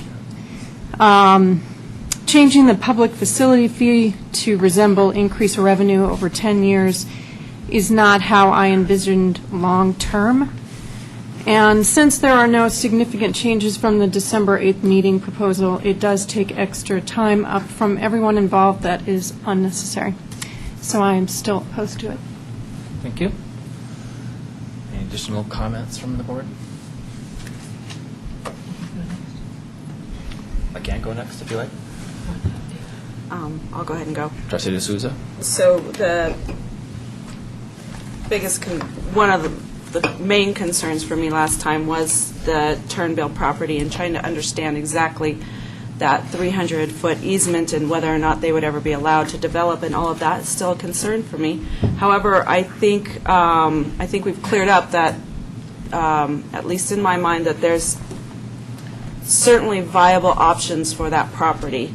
And as much as I sympathize with the relatives and the people who are living there, the properties next to them also have a right to develop. And so I look at Linda Huntsman then. Should the Turnbills be allowed to tell her that she's not allowed to develop her property because they don't want it to impact them? The only way to do that then is to purchase that property. So as much as I sympathize with the Turnbill family and their individual situation, I think the Huntsman property, which is what's the only thing that's being presented to us tonight, they do have a right to develop their property. As far as the impacts on Sagamore, again, what would be some of the other uses? I suppose we could put a bowling alley there, a nightclub. We could put fast food restaurant. We could put maybe what's been proposed before were high-density townhomes with retail, which Sagamore residents vehemently came to us and asked us not to approve anything like that. So I'm looking at this thinking that as far as some of the options there, that this is probably a lower impact. And I also look, Sagamore has open space on one side, a Town 9 on the other side. So I'm not trying to in any way say that we shouldn't look out for those residents. We should. But there was a comment made that up in Rock Creek, would I want this? Well, you know what? For the viability of the town, I live close to 88th Street where there's some properties there. And yes, I would approve this there on that property. Not because I necessarily want to just develop for the sake of development, but I think that there are some things for the long-term intention of our town, for all the residents in town, we should be looking out for. And so what has changed? Yes, there has been an incentive. That is something that's different. I think we've also looked at the comp plan. And this, while it doesn't fit exclusively office, it does offer office. And being part of that comp plan discussion, one of the things that we were looking at was not to build more houses there, and something that would at least have office in it and flex space, and that was the discussion that we had. And so I'm looking at it thinking that it does fit in that. Again, this is a difficult decision for me. I'm not taking this decision lightly at all. And I'm really trying to weigh everything here, as I would say that everyone on the board has done as well. I think there's also been a chance to work out a deal with the property to the north. It hasn't happened yet. I don't think we should make the Huntsman property wait, just in the hope that that might ever come through. And I think that we are setting a precedent as far as what we want. Yes, we are including office, and that is part of what the comp plan, and that's something that the comp plan requires. So I think in that sense, it does fulfill that. So those are my thoughts on this evening. Thank you. Trustee Skumats, did you have something? I'd like to echo pretty much everything of what Trustee D'Souza said. I do believe that this is an underserved usage. I think that the people who own this property have a right to develop this property, and that this particular usage of it is lower traffic than pure office, a little bit higher traffic than a use that we had no intention of having there. It's a seed property. I think that it's along the lines of what I recall the discussions being about office and flex office. I think the revenues are better than some and worse than others, but I think that it's close to what we had in mind. There are certainly cons. The cons are that it's not jointly planned, but we've tried jointly planned and that hasn't worked. We've given it time to to be moved, and nothing has happened on that score. And while other properties are affected, I think that other properties are the shapes that other properties are, and that's not something that's if that's difficult to develop, that's a known entity from day one. Joint didn't work, and a total plan for the area, I think, is there in the comp plan. We say we want office or non-residential in that area. This is office and non-residential. So as far as the concerns about visitors might increase the overall theft level, the market for this is people from 10 minutes, a 10-minute range, 10-minute radius, and I don't see anyone from a 10-minute radius being, waiting and prowling to search the Sagamore homes. And if anything, I would think that the more transient people would be in pure retail, and we've got pure retail right across the street. So I don't see it significantly increasing that in any way. It's a very difficult decision. It's really nothing is ideal, but in the world, nothing is ideal. And that's, I think the pros and cons for me are just as I stated. Some of the pros I see and some of the negatives that I see as well. On balance, though, I think that we've given this some time to try to move to another location. That hasn't happened. I don't see that we can hold it up. Thank you. Trustee Rosenfeld, did you want to add anything? Sure. We've got a lot of comments here. This is an extremely tough decision. There were comments about the fact that some of the trustees may be indifferent to residents. Some other comments that maybe weren't so nice. Obviously, I have to remind myself of things I've heard from Mayor. We didn't join the board to become popular.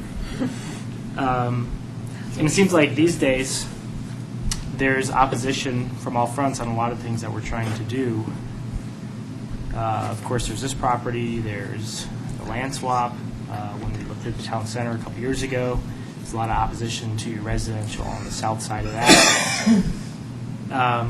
Sometimes I feel like if we just looked at each individual constituency around the particular properties that are still open for development, we really should just freeze the town and not do anything else.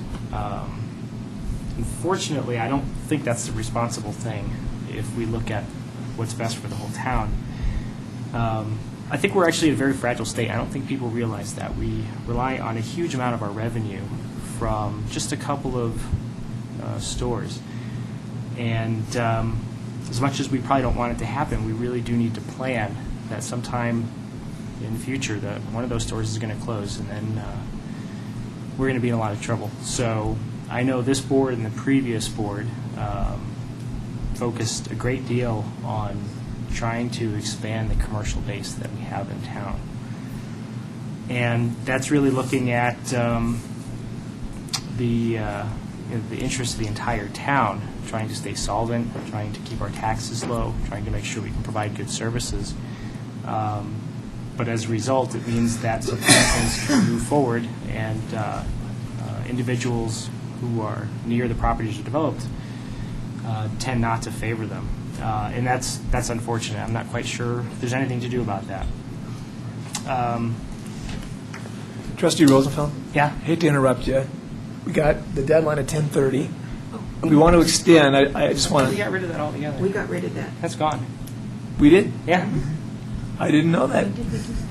Excuse me. When we, yeah. But we do have certain times, though, right? By 11? 11. No. Plenty of time then. I just want to make sure we didn't miss it. I'm not going to talk for that long. I'll bug you at 11. Broke my train of thought. Sorry. But no, I know. Anyways, so this is a really serious issue. A couple comments just to respond. The idea of entitlements, this creates entitlements. For years now, I've read about developers pitting towns against each other to get the best tax incentives and tax rebates. And so, quite honestly, to see it go the other direction, I don't have a problem with it at the moment.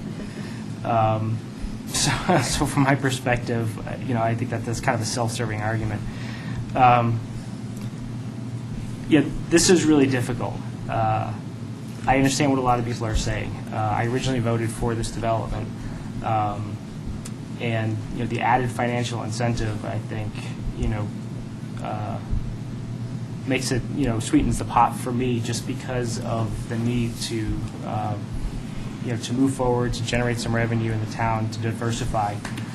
I think it's clear that these other properties can move forward. I think that,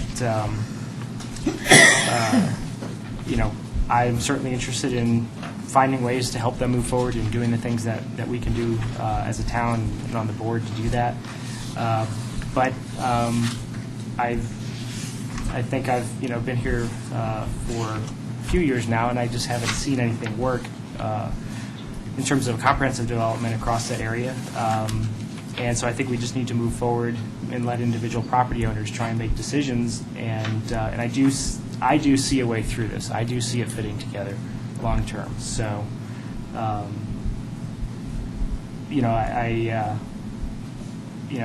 politics is about consensus and disagreement. I do hope that people will ultimately not necessarily understand, but respect that as elected officials, we're doing our best up here, and we're trying to make the best decision for the town.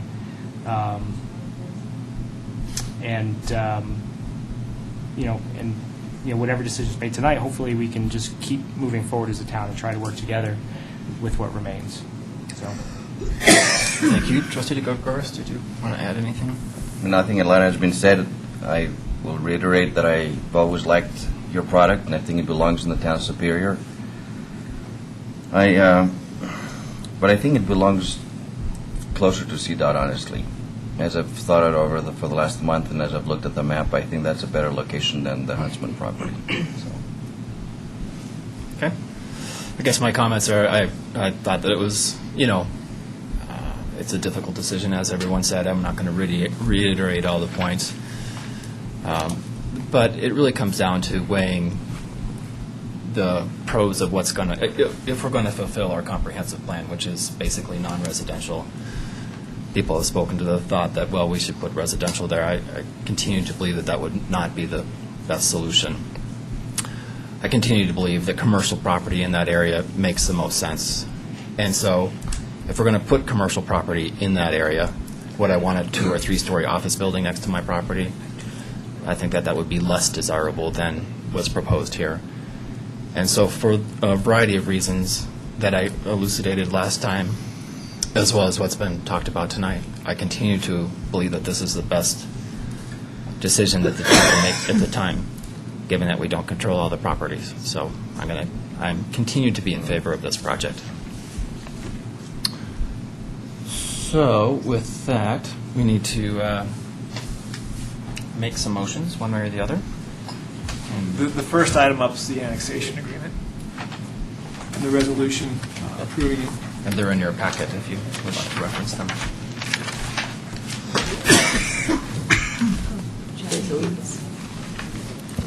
Resolution 14. I'd like to move Town of Superior Resolution Number 14, Series 2009, a resolution of the Board of Trustees of the Town of Superior approving the annexation agreement for the Huntsman property. Motion by trustee Skumatz. Is there a second?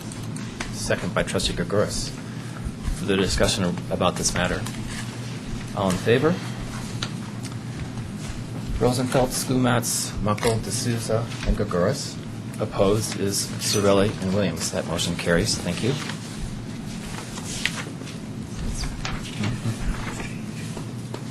You have the number. O-6.